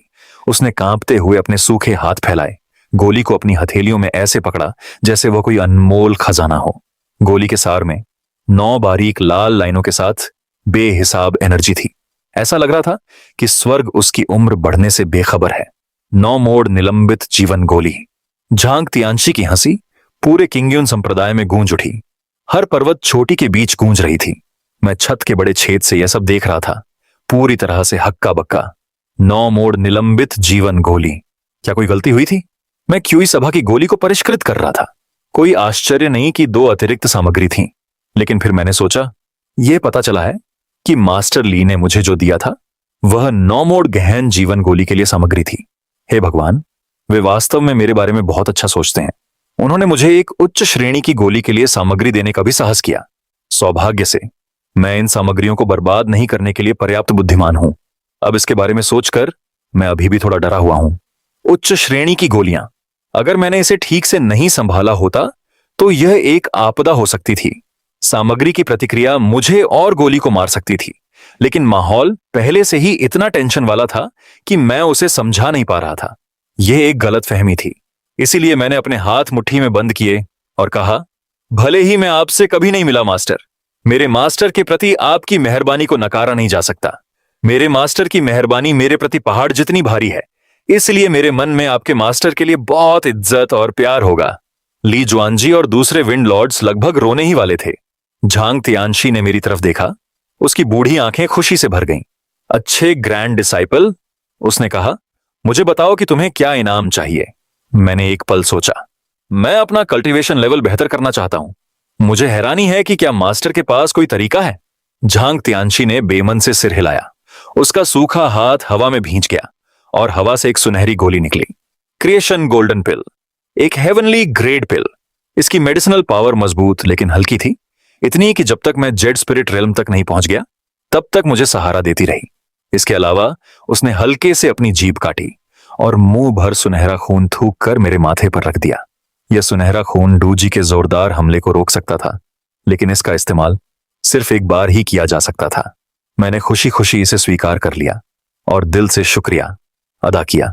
झांग तियानशी फिर ने खुशी खुशी इसे मान लिया और दिल से उनका शुक्रिया अदा किया। मैं 9 टर्न प्रोफाउंड लाइफ विल को रिफाइन करने गया। ली जुआनजी जोर से हंसे। किंगयुन सेक को न सिर्फ एक टॉप ग्रेड ऑल्केमिस्ट मिला, बल्कि झांग तियानशी के पिल को रिफाइन करने के बाद वह एक स्यूडो वॉइड रेल्म एक्सपर्ट भी बन जाएगा। सेक की ताकत बहुत ज्यादा बढ़ गई। चेले पहाड़ पर आधे रास्ते तक ही समझ पाए कि 9 turn profound life will supreme Elder के लिए थी, सीनियर ब्रदर लू युआन के लिए नहीं। लू युआन फॉलन स्पिरिट सिक्लेशन कल्टीवेशन में था और कई बार छींका, यह सोचकर कि उसे क्यूई डेविएशन होने वाला है। उस दिन के बाद मैंने हेवनली ओरिजिन क्रिएशन गोल्डन पिल निगल ली और महसूस किया कि मेरे शरीर में मेडिसिनल पावर मजबूत और कोमल थी, जैसे कोई गर्म खुशबूदार नदी मेरे मेरिडियन से धीरे धीरे बह रही हो। तरक्की लगातार हो रही थी, मेडिसिनल पावर से पोषित हो रही थी। कई दिनों बाद लू युआन अकेलेपन से बाहर आया और मुझे ढूंढने आया। मुस्कुराते हुए उसने पूछा कि क्या मुझे अपना खुद का पिल फॉर्मूला बनाने में दिलचस्पी है। इससे पहले कि मैं जवाब दे पाता, अचानक सेट के बड़े ग्रुप के बाहर से एक जोरदार दहाड़ गूंजी। पूरा किंगयुन सेक्ट जोर से कांप उठा। टेबल पर रखा वाइन का बर्तन पलट गया, जिससे स्पिरिचुअल एनर्जी हर जगह फैल गई। दूर कई पहाड़ियों से पत्थर नीचे गिरे, जिससे धूल के बादल उड़े। लू युआन और मैंने एक साथ ऊपर देखा और सेट के आसमान में एक काली दरार खुलती हुई देखी। दरार शुरू में सिर्फ 1 इंच लंबी थी, लेकिन वह साफ तौर पर फैल गई, जैसे कोई डरावनी चीज उसमें से निकल रही हो। दूसरी तरफ जोरदार ताकत से जगह फट गई। दरार से मोटी, लगभग दिखने वाली शैतानी एनर्जी निकली, जो हजारों काले सांपों की तरह सभी दिशाओं में फैल गई। जहां भी शैतानी एनर्जी गुजरती, फूल और पौधे मुरझा जाते, स्पिरिचुअल एनर्जी खत्म हो जाती और हवा भी मौत की सड़ी गली आभा से भर जाती। पूर्वज हैरान होकर पहले वाली शुभ आवाज नहीं, बल्कि एक तेज चुभने वाली खतरे की घंटी बजाते। 1 आवाज, 2 आवाजें, 3 आवाजें, कुल 9 आवाजें। किंगयुन सेक के पूर्वजों के बलिदान के बाद से धरती पर 9 शुभ निशान सिर्फ एक बार 10,000 साल पहले तब दिखे थे, जब ग्रैंड एंसेस्टर ने शैतानी हमले का विरोध किया था। लू युआन का चेहरा तुरंत मौत जैसा पीला पीला पड़ गया। मेरा दिल बैठ गया। मैंने सेक्ट के रिकॉर्ड में 10,000 साल पहले हमारे ग्रैंड मास्टर के शैतानी जाति के खिलाफ विरोध की कहानी पढ़ी थी। वह लड़ाई दुनिया हिला देने वाली थी। हमारे ग्रैंड मास्टर ने अकेले ही शैतानी सेना को पीछे धकेल दिया और आखिरकार 5 साल की उम्र में दुनिया में चले गए। लेकिन हमारे ग्रैंड मास्टर चले गए, अब कौन विरोध करेगा? शैतान हमला कर रहे हैं। संप्रदाय की हर छोटी से डरावनी चीखें गूंज रही थीं। संप्रदाय के नेता और रक्षक स्वर्ग में चले गए और शिष्य पागलों की तरह अपनी अपनी जगहों पर भागे। पूरे संप्रदाय में डर एक महामारी की तरह फैल गया। कम साधना स्तर वाले कई शिष्य पहले से ही मौत की तरह पीले पड़ गए थे। कुछ तो जमीन पर गिर पड़े, उनके शरीर ढीले पड़ गए थे। मैंने कियानकुन डायग्राम पर कदम रखा और सबसे ऊंची छोटी की ओर उड़ गया। दूर से मैंने संप्रदाय के गुरु ली जुआनजी को देखा। वह हवा में लटके हुए थे। उनका चेहरा पहले से कहीं ज्यादा गंभीर था। उनके चारों ओर एक सुनहरा जादू का घेरा हल्का सा दिखाई दिया और बहुत ज्यादा आध्यात्मिक ऊर्जा चांद की तरह बाहर की ओर फैल गई। उनके पीछे 36 भगवान लाइन में खड़े थे। उनकी आध्यात्मिक ऊर्जा लहरा रही थी। हाँ, याना जियांग ने 8 दिशाओं वाला थंडर हैमर चलाया। याओ छेंग ने अपनी पीठ पर एक बैंगनी सुनहरा लॉकी रखा था। ये किंग ने अपनी हथेली में एक हरी तलवार पकड़ी हुई थी और ये चांगजियान एक गुनगुनाहट की आवाज से गूंज रहा था। झाओ कियान की मुठियां नीली हवा में लिपटी हुई थीं। सब लोग हाई अलर्ट पर थे। माहौल बहुत टेंशन वाला था। दरार और चौड़ी होती जा रही थी, जैसे किसी दूसरी दुनिया से कुछ निचोड़ा जा रहा हो। आखिर में एक आदमी धीरे धीरे दरार से बाहर निकला। वह काला कवच पहने एक अधेड़ उम्र का आदमी था। उसका चेहरा हैरानी की बात है कि सुंदर था। उसके फीचर्स एकदम साफ और कुछ टेढ़े मेढ़े थे, फिर भी उसकी पुतलियां सीधी खून जैसी लाल थीं। उसके माथे के बीच में एक गहरा काला शैतानी निशान था। ब्लड लाइन डेमन लॉर्ड, ली जुआनजी फुफकारा। मैंने उसकी मुठियां थोड़ी कांपती देखी। ब्लड लाइन डेमन लॉर्ड, मैंने ये नाम सेक्ट के रिकॉर्ड में देखा है। 3 महान डेमन लॉर्ड्स में से एक। उसकी साधना ट्रिब्यूलेशन ट्रांसेंडिंग रियल्म के पीक पर थी। 5 ईयर वॉइड रियल्म से बस एक कदम दूर। 5000 साल पहले राइटियस पाथ अलायंस ने उसे अपने ब्लड लाइन में गहराई से सील कर दिया था। अब वह कैसे आजाद हो सकता है? किंग यून सेक्ट की नई पीढ़ी। ब्लड लाइन डेमन लॉर्ड की आवाज 10,000 मरी हुई आत्माओं के फुसफुसाने वाले कोरस जैसी थी, जिससे ट्राइबल क्रिएशन मिरर लेवल के सभी शिष्य सीन मौत जैसा पीला था। कुछ तो बेहोश भी हो गए। उसने चारों ओर देखा। उसके होंठों पर एक खून की प्यासी मुस्कान थी। 5000 साल। मैंने आखिरकार फिर से सूरज की रोशनी देखी है। उसके हर शब्द के साथ आसपास की डेमन एनर्जी और घनी होती गई। और तुम्हारा किंग यून सेक्ट ठीक वही पहली जगह है जिसे मैं हवा से टूटकर समतल कर दूंगा। ली जुआनजी ने एक कदम आगे बढ़ाया और बहुत सारी spiritual energy blood line demon lord पर पहाड़ के चांद की तरह दब गई। ब्लड लाइन, तुम्हारी सील कैसे टूट सकती है? ब्लड लाइन डेमन लॉर्ड हंसा। सील को सालों से नजरअंदाज किया गया था। मैंने 5000 साल धीरे धीरे इसे खत्म करने में बिताए। आज मैं आखिरकार आजाद हूँ। किंग यून सेक्ट के तुम बूढ़े लोग जिन्होंने उस समय सीलिंग में हिस्सा लिया था, वे कहाँ हैं? वे मुझसे मिलने क्यों नहीं आते? ओह हाँ, वे शायद पहले ही मुट्ठी भर धूल में बदल चुके होंगे। शब्द खत्म होने से पहले ब्लड लाइन डेमन लॉर्ड ने अचानक हमला कर दिया। काली काली डेमन एनर्जी का एक गोला एक बड़े ताड़ के पेड़ में बदल गया। दुनिया को खत्म करने की ताकत रखने वाली आग ने किंग यून सेक्ट पर हमला किया। बड़े ताड़ के पेड़ के नीचे की जगह बिगड़ गई और रोशनी पूरी तरह से निकल गई। ली जुआनजी दहाड़ा। उसके हाथों ने एक सील बना ली और हमले का सामना करने के लिए उसकी हथेली के सामने एक सुनहरा जादू का घेरा जमा हो गया। टक्कर जैसे स्वर्ग और पृथ्वी का गिरना पूरे आसमान में गूंज उठी। शॉक वेव टक्कर की जगह से सभी दिशाओं में फैल गई। सबसे ऊंची चोटी पर पुराना पेड़ उखड़ गया और पेड़ के नीचे का साइड हॉल झटकों में टूट गया। ली जुआनजी सैकड़ों फीट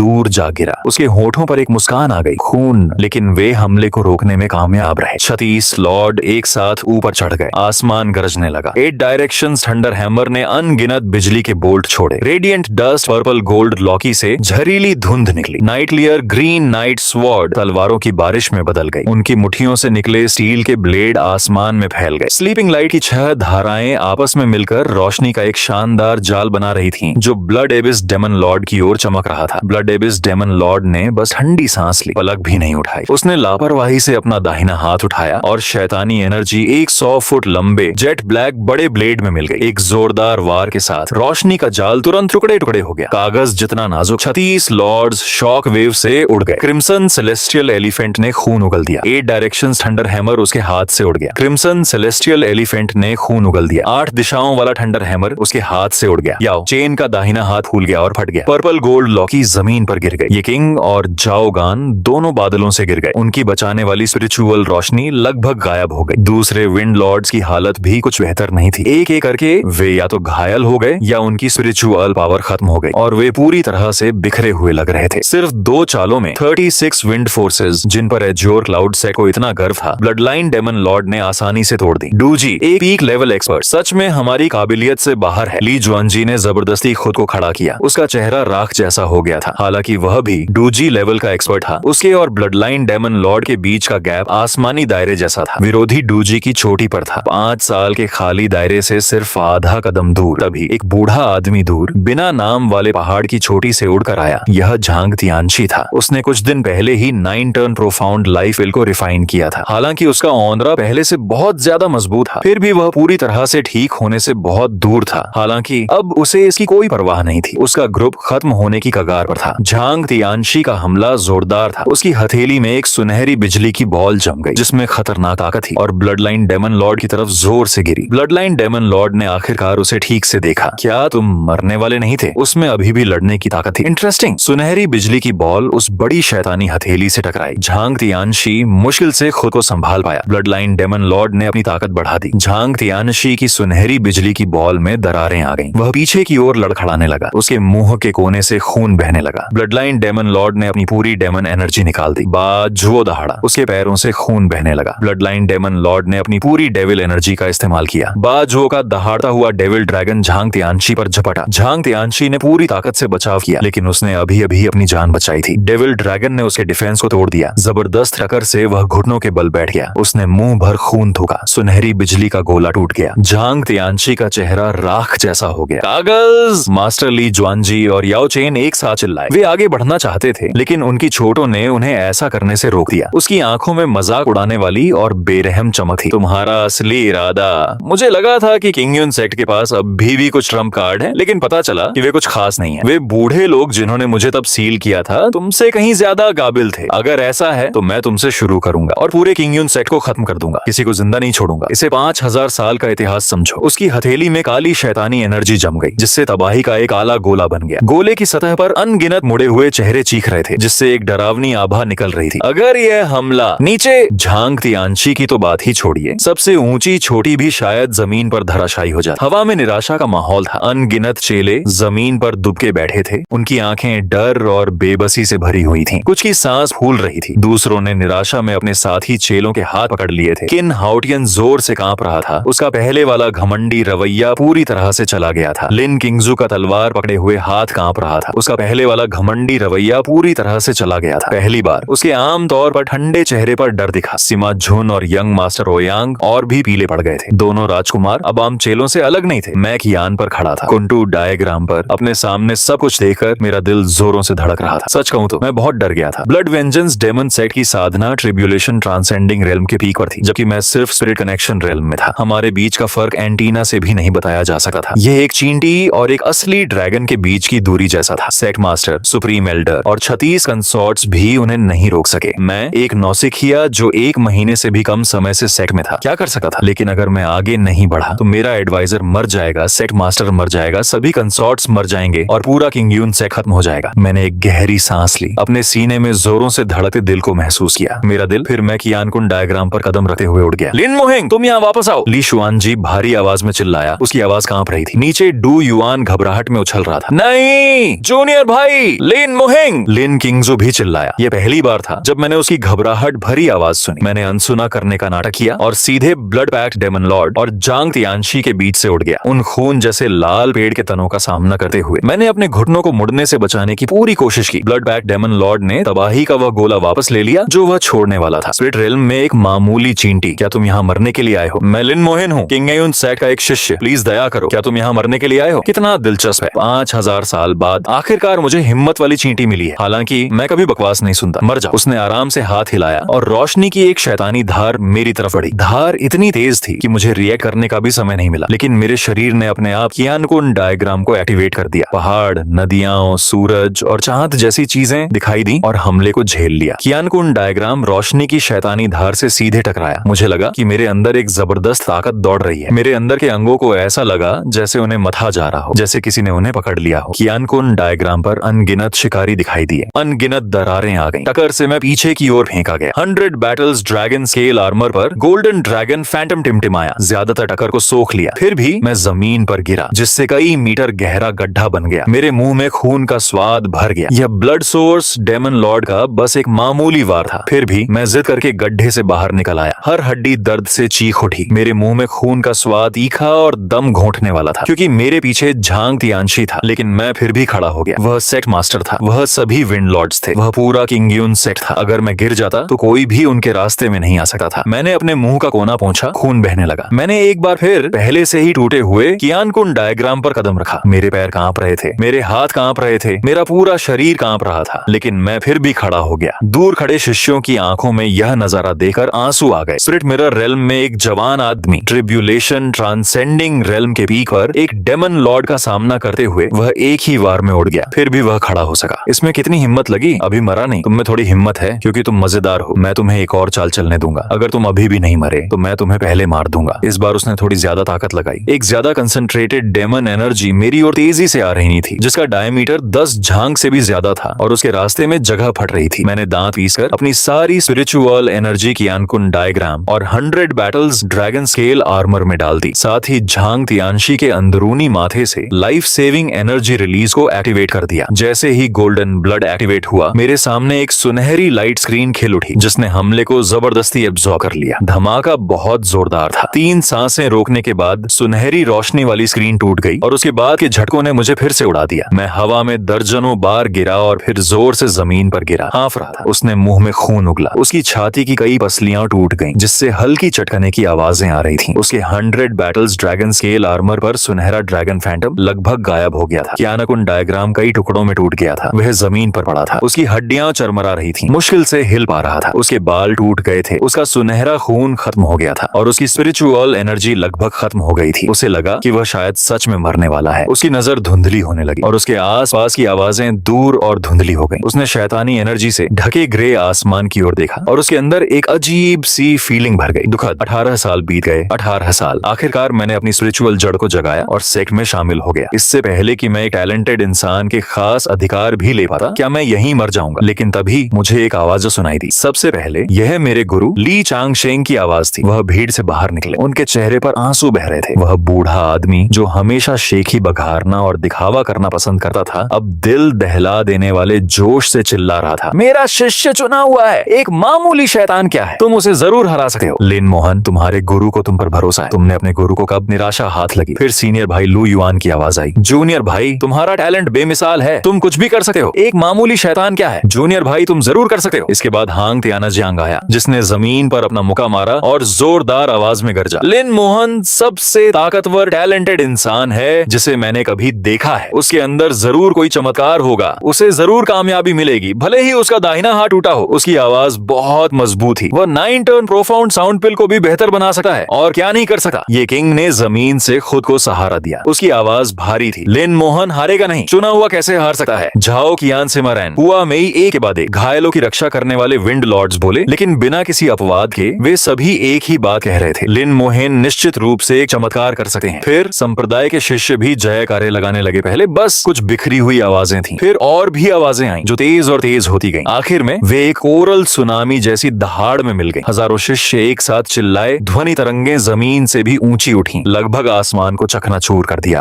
आप यकीन नहीं कर सकते कि कोई रहस्यमयी आत्मा है जो स्वर्ग के साथ आधे कदम दांव तक पहुंच गई है ना? वह पहले ही स्वर्गीय संकट से बच चुका है। वह और क्या नहीं कर सकता था? वह एक मामूली आत्मा सितारा, मानव देवता की स्वर्गीय हवा को पीछे हटा सकता था। शायद वह अनगिनत मुश्किलों के बावजूद जमी हुई महान शक्ति को हरा भी सकता था। वह स्वर्ग का चुना हुआ था। झांग तियानशी भी सीधा हो गया। उसकी बूढ़ी आवाज कमजोर हो गई थी। स्वर्ग का चुना हुआ सच में बहुत खास था। मुझे तुम पर विश्वास है। आखिर में सेक्ट मास्टर रिजुआन जी अपने घायल शरीर को घसीटते हुए खड़ा हो गया। किंग यून सेक्ट को कमांड करने वाले इस ताकतवर इंसान डूजी की नजरें पहले कभी इतनी पकी नहीं थी। सेक्ट मास्टर के तौर पर वह जमीन पर लेटे हुए मुझ पर जोर से चिल्लाया, लिन मोहेंग, तुम स्वर्ग के चुने हुए हो। मेरे किंग यून सेक्ट का 10,000 साल में एक बार मिलने वाला टैलेंट जो खालीपन को खत्म करने के लिए बना है। तुम मेरे दुश्मन बनने के लायक नहीं हो, सिर्फ एक डेमन लॉर्ड। मुझे तुम पर विश्वास है, तुम उसे एक ही चाल में खत्म कर सकते हो। ये आखिरी शब्द एक चाबी की तरह थे। मेरे अंदर एक ऐसा दरवाजा खोल रहे थे जो पहले कभी नहीं खुला था। वह जाना पहचाना एहसास आ गया। मेरा डेंटियन अचानक जोर से उछला। किसी स्पिरिचुअल जड़ को जगाने से 10 गुना ज्यादा तेज, किसी डिवाइन ग्रेड स्पिरिचुअल जड़ को जगाने से 100 गुना ज्यादा तेज। मेरे डेंटियन की गहराई से एक अनोखी शक्ति फूट पड़ी। कोई बूंद नहीं, बल्कि किसी सुनसान जगह से एक धार, एक ज्वालामुखी का विस्फोट।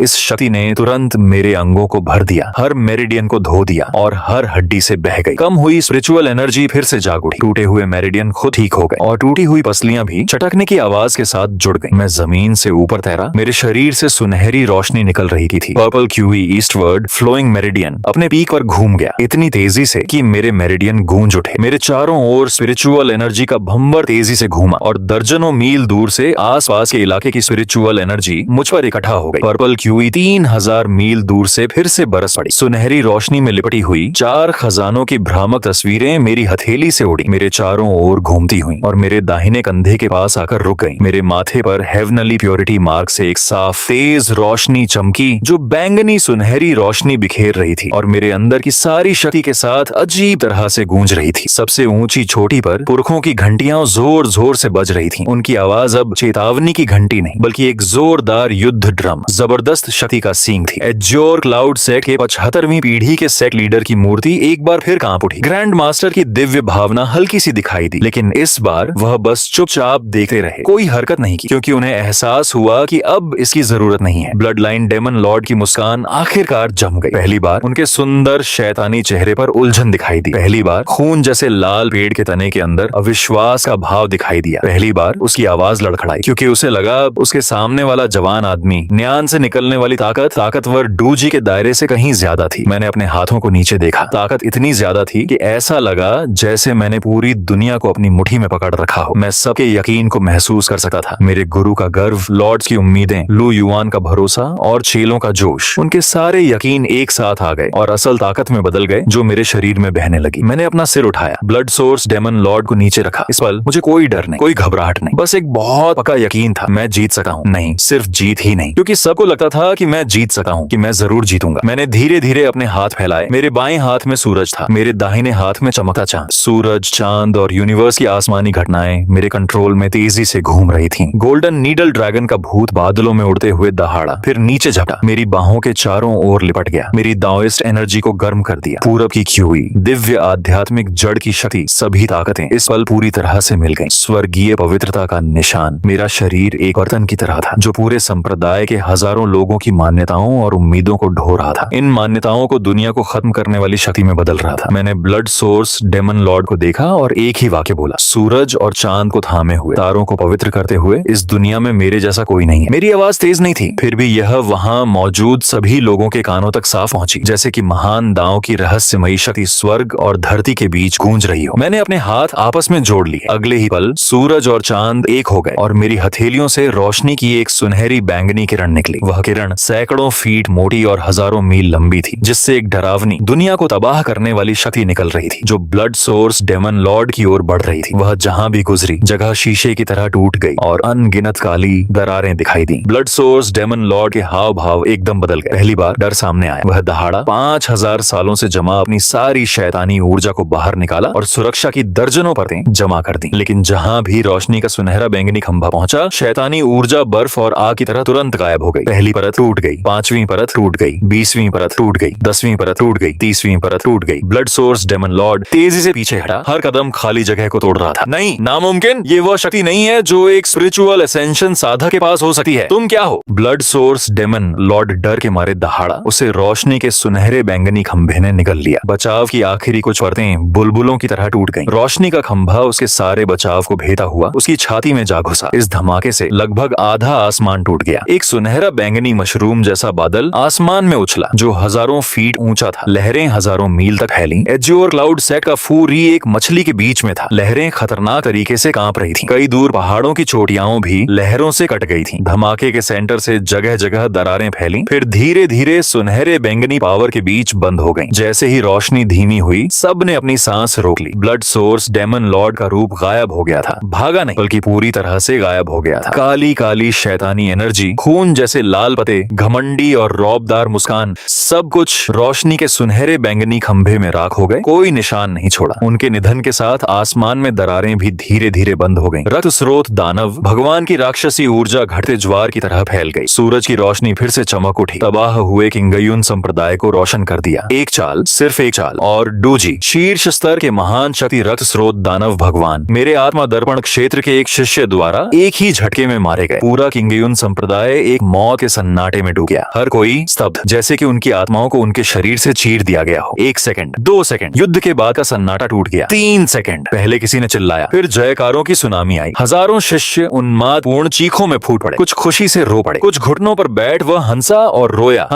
रोया। वह मेरा शिष्य था, मेरा लिन मोहन, वह लीन मोहन जिसे मैंने पहाड़ के नीचे से उठाया था। वह एक पागल बच्चे जैसा लग रहा था। सीनियर भाई डू युआन जमीन पर गिर पड़ा। उसका मुंह खुला हुआ था, मुट्ठी खुली हुई थी। काफी देर बाद वह आखिरकार बोल पाया, जूनियर भाई, क्या तुम इंसान भी हो? सेक्ट मास्टर ली शुआनजी ने उसका घायल शरीर मेरे पास खींचा। ये क्लासमेट किंग युन सेक्ट का ताकतवर आदमी डूजी मेरे सामने खड़ा था। उसकी आंखें गुस्से से जल रही थीं। जख्मों से भरा उसका शरीर अब मेरे सामने था। किंग युन सेक्ट को कमांड करने वाले इस ताकतवर आदमी ने मुझे ध्यान से देखा, फिर गंभीरता से हाथ जोड़कर सलामी दी। यह बराबर वालों के बीच सम्मान का इशारा था। लिन मोहेंग ने पूरे किंग युन सेक्ट को बचा लिया था। 36 सेक्ट के लीडर भी उड़कर आए और अपनी चोटों की गंभीरता की परवाह किए बिना वे सभी शुक्रगुजारी में मेरे सामने झुके। हाँ, तियाना जियांग का आमतौर पर सख्त चेहरा अब उत्साह और गर्व से भर गया था। मैंने तुमसे बहुत पहले कहा था लिन मोहेंग जरूर एक और चमत्कार करेगा। मैं कब गलत हुआ हूँ? याओ जिन ने हाथ जोड़कर सलामी दी। उसकी आवाज कांप रही थी। अविश्वसनीय, सच में अविश्वसनीय।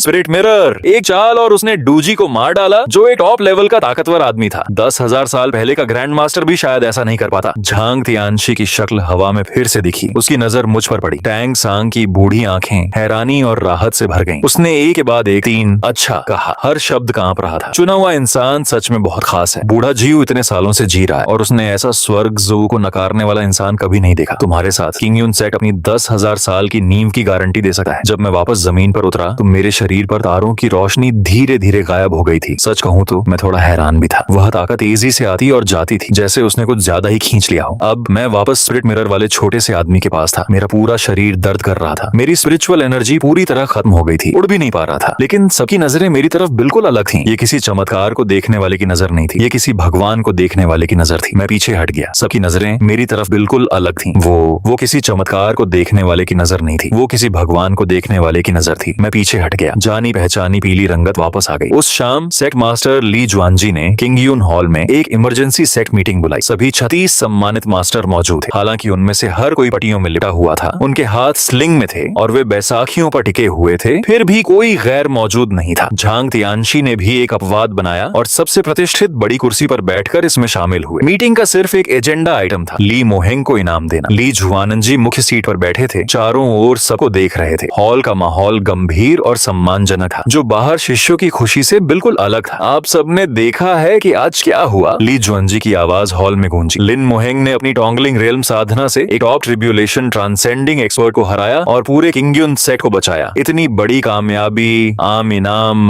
शुक्रिया और इज्जत बताने के लिए शब्द कम है। हांग तियान सबसे पहले आगे बढ़ा। उसका 8 डायरेक्शन थंडर हैमर बैसाखी की तरह इस्तेमाल हो रहा था। फिर भी उसकी आवाज अब भी गरज रही थी। मेरा सुझाव है कि फेंकलिंग मोहेंग विंड लॉर्ड बने। हालांकि उनकी साधना अभी भी कमजोर है, लेकिन उनकी ताकत और योगदान सभी को साफ दिखते हैं और वह इस पद के पूरी तरह लायक हैं। यह सुनकर पूरा हॉल सहमति में गूंज उठा। याओ चेन, जिसका दाहिना हाथ स्लिंग में था, ने सिर हिलाया। ताओ फेंक, सच कहूं तो अगर वह वाइस सेक्ट मास्टर भी होते तो भी मुझे कोई एतराज नहीं होता। ये किंग ने अपनी कमर को सहारा देते हुए कहा। फूयी, झाओ कियान पट्टी बंधी हुई। फूयी, हुआ में, फूयी, गोंगसुन हान, फूयी, हेवनली इंटरसेक्शन के टॉप ग्रेड एल्केमिस्ट के तौर पर और आज की मेरिट के साथ विंड लॉर्ड का पद सच में इसके लायक है। 36 विंड लॉर्ड्स में से किसी ने भी एतराज नहीं किया। किंग युन सेक्ट के हजारों साल के इतिहास में ऐसा कभी नहीं हुआ था। आमतौर पर एक विंड लॉर्ड को चुनने के लिए 3 दिन और 3 रात तक बहस होती थी। इस बार इसे सबने मंजूरी दे दी। मास्टर झांग धीरे धीरे बोले। उनकी बूढ़ी आवाज हॉल में गूंज रही थी। क्योंकि सब सहमत हैं, मुझे भी लगता है कि यह सही है, लेकिन चूंकि हम एक लॉर्ड अपॉइंट करने जा रहे हैं तो कोई पहाड़ की चोटी तो होनी ही चाहिए। उन्होंने अपना सूखा हाथ उठाया और खिड़की से बाहर की ओर इशारा किया। सबसे ऊंची चोटी के पश्चिम में एक बिना नाम वाली पहाड़ की चोटी है। इसका फेंक शुई बहुत बढ़िया है, इसकी स्पिरिचुअल एनर्जी बहुत ज्यादा है और जिनलिंग की सबसे ऊंची चोटी को सेक्ट लीडर आसानी से नजरअंदाज कर देता है। ये लिन मोहेंग के लिए एकदम सही है। ली जुआनजी ने तुरंत हाँ कर दी। अच्छा, आज से सबसे ऊंची चोटी के पश्चिम में बिना नाम वाली पहाड़ की चोटी का नाम बदलकर मोपी कर दिया जाएगा। लिन मोहेंग मोपी का लॉर्ड होगा, जो 37 लॉर्ड्स में पहले नंबर पर होगा। 37 लॉर्ड्स का लॉर्ड दूसरे लॉर्ड से बहुत ऊपर होता है। पहले 36 लॉर्ड सभी बराबर थे, सिर्फ सेक्ट लीडर के बाद दूसरे नंबर पर। अब अपने से ऊपर के लॉर्ड के जुड़ने से लिन मोहेंग एक लॉर्ड होते हुए भी दूसरे 36 लॉर्ड्स से ज्यादा हैसियत रखता है। सिर्फ मैन हॉल एक पल के लिए शांत हो गया। फिर किसी ने कोई एतराज नहीं किया। एक ऐसा इंसान जो विनाश के महासंकट से गुजरा हो और स्वर के सम्राट ने उसे सील कर दिया हो, इस पद पर बैठकर कौन उसकी बात न मानने की हिम्मत करेगा? अगले दिन गोल्डन क्लाउड सेक्ट ने एक बड़ा सीलिंग सेरेमनी किया। पूरे सेट के हजारों चेले इस ऐतिहासिक पल को देखने के लिए इकट्ठा हुए। हालांकि कई बिल्डिंग्स अभी भी रिपेयर के अंडर थीं। मैंने झांग तियांशी का हाथ से सिला हुआ एकदम नया गोल्डन पर्पल रो पहना था। कहा जाता है कि यह कपड़ा ग्रैंड मास्टर के 10,000 साल पहले छोड़े गए सिल्क वर्म सिल्क से बना था, जिससे यह तलवारों और भालों से अजेय था। सेक्ट मास्टर का दिया हुआ इंक सील्ड टोकन पकड़े हुए मैं नए बने कियानकुन डायग्राम पर आसमान में उड़ गया। ली जुआनजी ने खुद मुझे क्राउन पहनाया और बांधा। झांग तियांशी ने खुद ink sealed mountain bright stone tablet को सबसे ऊपर रखा। इस दिन से किंग यून सेट की 37वीं seal ink sealed mountain officially खोली जाती है। सील मास्टर लिन मोहेंग हैं। जुआनजी की आवाज पूरे सेक्ट में गूंज उठी। बहुत देर तक जोरदार जयकारे गूंजते रहे। चेले जोर जोर से मेरा नाम चिल्ला रहे थे, कुछ तो जोश में रो भी रहे थे। मैं इंक सील पी के ऊपर खड़ा था, बादलों से घिरे एजियोर क्लाउड सेट को देख रहा था। मेरे पैरों के नीचे मेरा अपना पहाड़ था। मेरे पीछे हजारों चेले शांति से आराम कर रहे थे। मेरे ऊपर मीलों तक बिना बादलों वाला नीला आसमान फैला हुआ था। पहाड़ की चोटियां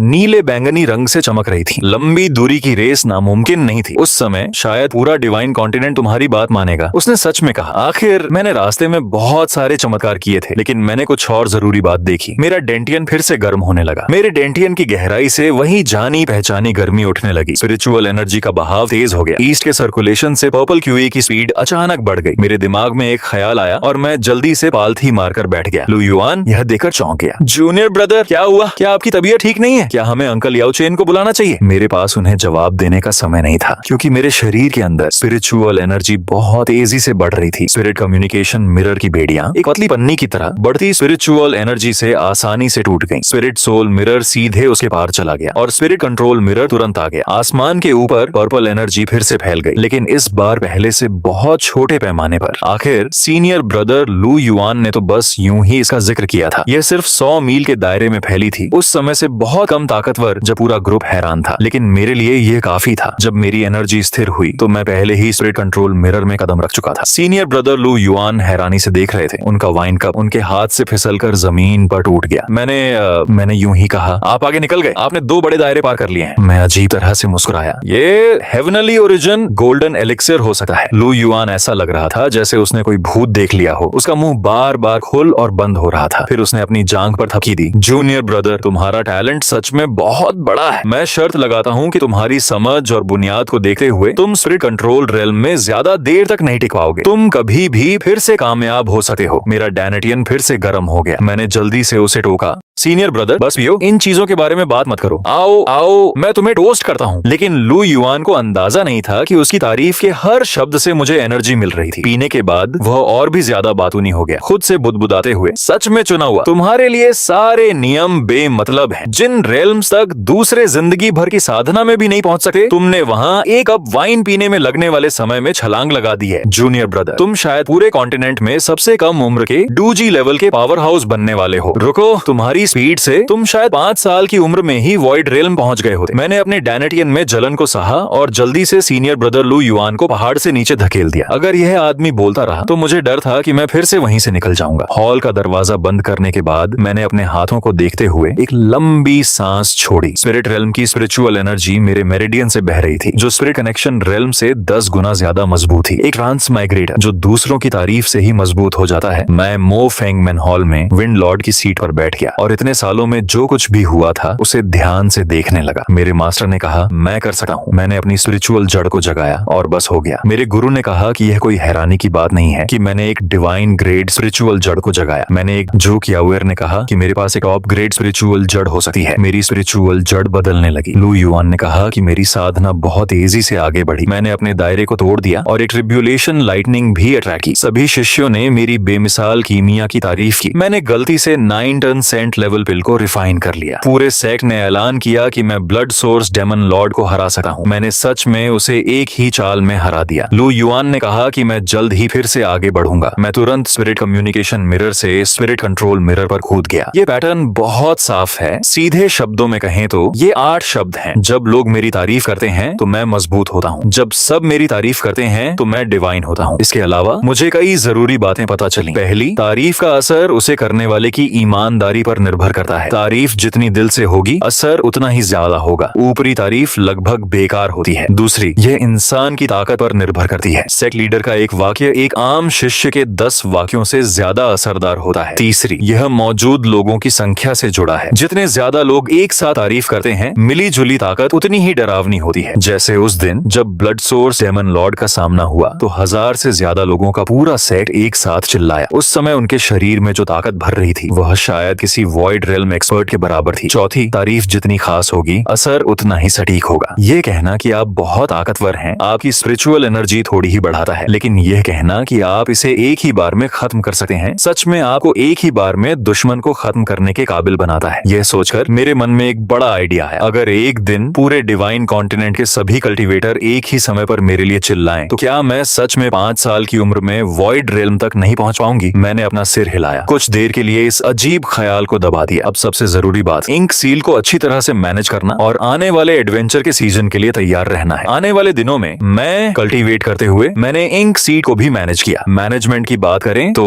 ज्यादातर अलग अलग काम असल में सुकियाओ ही संभालती थी। ये लड़की अपनी कम क्वालिटी वाली स्पिरिचुअल जड़ के बावजूद फर्स्ट रेट वर्क स्किल्स रखती है। बेशक मेरा सबसे जरूरी कल्टीवेट करने का तरीका बना रहा डिसाइपल से मेरी तारीफ करवाना। सुकियाओ में इसके लिए नेचुरल टैलेंट लग रहा था। हर दिन वह इंक सीड के चारों ओर घूमती और तारीफ करती कि विंड लॉर्ड कितना पावरफुल है, वह कितना हैंडसम है और वह पका दुनिया में सबसे ताकतवर है। हालांकि वह सिर्फ एक नश्वर स्पिरिचुअल जड़ वाली डिसाइप थी, लेकिन उसकी चापलूसी का असर लिमिटेड था। लेकिन वह दिन में सैकड़ों बार ऐसा कहती थी और धीरे धीरे मेरी स्पिरिचुअल एनर्जी सच में बहुत ज्यादा हो गई। दूसरे शिष्यों ने भी ऐसा ही किया। इंक सीड के 20 शिष्य हर दिन मेरी बहुत तारीफ करते थे। हर शब्द से मेरा डायनेटियन थोड़ा गर्म हो जाता था। मेरी स्पिरिचुअल एनर्जी और कल्टीवेशन लेवल लगातार बढ़ता गया, मुझे पता भी नहीं चला। सबसे अजीब बात आखिरी लाइन थी। किसी ने मेरे लुक्स की तारीफ की और मैं सच में हैंडसम हो गया। इतना हैंडसम कि जब मैं सेक्स से गुजरता तो मैं 100% हैंडसम होता था। हाँ, कियाना जंग जैसा लोहे के चेहरे वाला बूढ़ा आदमी भी मुझे दूसरी नजर से देखा। इससे मैं चुप हो गया। 10 दिन बाद मेरी spirit control realm cultivation mid stage पर स्टेबल हो गई थी। अगर मैंने जानबूझकर इसे दबाया नहीं होता तो शायद मैं पहले ही स्पिरिट कंट्रोल रेल्म की ग्रेट परफेक्शन तक पहुंच गया होता। मैंने इसे इसलिए दबाया क्योंकि मुझे लगा कि मेरा रेल्म बहुत तेजी से आगे बढ़ रहा है। हालांकि तारीफ से मिली पावर असली थी, लेकिन इससे एक अस्थिर नींव बन जाएगी। हालांकि अगर मैंने इसे मजबूत करने में समय नहीं लगाया तो यह अंततः छिपे हुए खतरे छोड़ देगा। मैं इन 10 दिनों के दौरान निष्क्रिय नहीं था। साधना के अलावा मैं कई बार कीमिया के बारे में पूछने के लिए अंकल याओचेन के पास भी गया। हालांकि पिछली बार मैंने जो 9 मोड वाली जीवन रक्षक गोली परिष्कृत की थी वह संयोग से थी। उस अनुभव ने कीमिया में मेरी गहरी रुचि जगा दी। याओचेन ने मेरे साथ बहुत अच्छा व्यवहार किया, लगभग अपना सारा ज्ञान साझा किया। उनके मार्गदर्शन में फेंक झू के कीमिया कौशल की शिष्यों द्वारा दैनिक प्रशंसा के साथ मैं शायद पहले से ही अजेय था। मेरी कीमिया कौशल में छलांग और सीमा से सुधार हुआ और अब मैं स्थिर रूप से आत्मा ग्रेड की गोलियों को परिष्कृत कर सका था। इसके अलावा मैंने साहित्यिक साधना के कुछ तरीकों के बारे में पूछने के लिए गोंगसुन हान का भी दौरा किया। गोंगसुन हान ने मुझे बताया कि 3 महीने बाद साहित्यिक प्रतिभाओं का भव्य भोज मेरे लिए बहुत खुशी की बात थी। उन्होंने मुझे लिटरेचर आर्ट्स की एक सीक्रेट बांसुरी भी गिफ्ट की, यह कहते हुए कि यह नीडल पैवेलियन के एक के बाद एक मास्टर्स की कोशिशों का नतीजा है जिसमें लिटरेचर के जरिए ज्ञान पाने के कई तरीके हैं। मैंने बस कुछ पेज पलटे और पाया कि यह बहुत फायदेमंद है। लिटरेचर और टाओइज्म के 4 खजाने मेरी हथेली में हल्के से वाइब्रेट कर रहे थे। ऐसा लग रहा था कि वे मुझे उन्हें जल्दी समझने के लिए कह रहे हैं। लेकिन किन हाउटियन का रवैया बहुत बदल गया था। पहले किन का यह क्राउन प्रिंस हमेशा मुझे थोड़ी नाराजगी और जलन से देखता था, लेकिन अब यह एक मुश्किल एक्सप्रेशन बन गया था। एक बार जब मैं उससे सड़क पर मिला तो उसने सच में मेरे लिए रास्ता बनाया और नमस्ते में अपने हाथ हल्के से जोड़ लिए, कुछ ऐसा जो पहले सोचा भी नहीं जा सकता था। मुझे लगा कि वह यह देखकर पूरी तरह हैरान रह गया होगा कि मैंने एक ही बार में ब्लड वेंजेंस डेमन लॉर्ड को मार डाला। आखिर पूरी ताकत के सामने सबसे बड़ा शाही औरा भी उससे ज्यादा कुछ नहीं होता। प्रिंस सिमा शून और यंग मास्टर ओयांग मेरे लिए और भी ज्यादा इज्जतदार थे। उन्होंने फाइनल रैंक में ट्रांसफर के बारे में पूछने के लिए सुकियाओ से अकेले में भी बात की, जिसे मैंने प्यार से मना कर दिया। वजह आसान थी, फाइनल अवार्ड में क्राउन प्रिंस या राजकुमारों को नहीं लिया जाता। उनका बैकग्राउंड बहुत कॉम्प्लिकेटेड होता है, वे परेशानी खड़ी कर सकते हैं। लिन किंग गक्स्यू की बात करें तो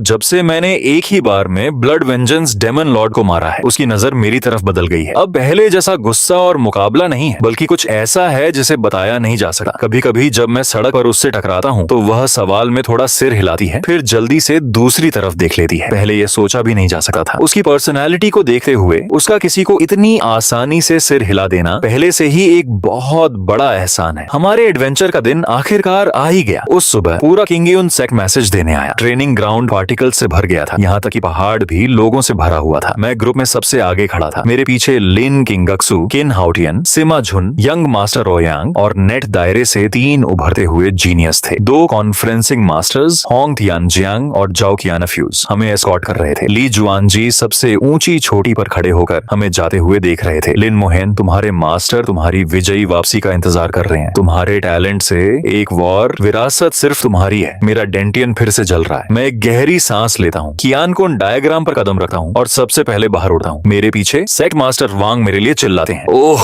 मैंने तय कर लिया है कि एक जेंटलमैन जरूर जीतेगा। मेरी ताकत खत्म हो गई है। खंडहरों में सारे खजाने लिन मोहेन के हैं। फेंगजू को वॉइड मिरर विरासत जरूर मिलेगी। हर चिल्लाहट मेरे डेंटियन में एक गर्मजोशी भरे एहसास में बदल जाती है। मेरी स्पिरिचुअल एनर्जी बिना मेरे ध्यान दिए और भी ज्यादा बढ़ गई है। लिन किंगक्सू मेरे ज्यादा पीछे नहीं उड़ता। अचानक उसकी ठंडी आवाज आई, किंगयुन सॉन्ग को शर्मिंदा मत करो। मैं मुड़ा और उसे देखा। सुबह की रोशनी में उसका ठंडा चेहरा बहुत हल्की सी शर्म से ढका हुआ लग रहा था। मैं मुस्कुराया और वापस मुड़ा। शायद लिन किंगजू के लिए अपना ख्याल रखना कहने के लिए यही सबसे करीबी बात है। एक सुनहरी बैंगनी रोशनी मेरे पीछे एक लंबा निशान छोड़ती है जो आसमान को चीरते हुए दूर तक उड़ जाती है। बादलों का समंदर उमड़ रहा है। पहाड़ और नदियां शानदार हैं। मेरे बगल का लाल आसमान अपना हाथ हिलाता हुआ लग रहा था, हमारे लिए एक स्पिरिचुअल एनर्जी चैनल खोल रहा था। ग्रुप में किन हाउटियन और लिन किंगजू मेरे पीछे उड़े, एक बाईं ओर और एक दाईं ओर। ऑनलाइन दुनिया के 3 चमत्कार थोड़े और पीछे थे। उड़ान के दौरान मैं अपने गुरु ली चांगशेंग और जब हम अलग हुए तो लाल आंखों से कहे गए उनके शब्दों के बारे में सोचे बिना नहीं रह सका। मेरा लिन मोहेंग निश्चित रूप से सुरक्षित लौटेगा और सबसे बड़ा मौका लपक लेगा। उस दिन फिर से मुझ पर एक गर्म जोशी छा गई। यह बूढ़ा आदमी अपनी विदाई में भी मुझे रिचार्ज करना नहीं भूला। मैं मुस्कुराया और सिर हिलाया, अपनी चाल तेज कर दी। आगे बादलों के समंदर में एक रहस्यमयी जगह हमारा इंतजार कर रही थी। 10,000 साल पहले के एक ताकतवर आदमी के खंडहर। उनमें क्या राज थे? चाहे कुछ भी हो, जब तक कोई मौजूद था, जब तक कोई बोलता था, मैं लिन मोहेंग कभी नहीं हारता था। खंडहरों में मेरा जो भी इंतजार कर रहा था, जब तक कोई मौजूद था, जब तक कोई बोलता था, मैं लिन मोहेंग कभी नहीं हारता था। क्योंकि इस दुनिया में मेरी तारीफ करने वालों की कभी कमी नहीं होगी और जब तक कोई मेरी तारीफ करता रहेगा मैं तब तक और मजबूत होता रहूंगा, जब तक कि अजय चुने हुए की कहानी अभी शुरू ही नहीं हुई है।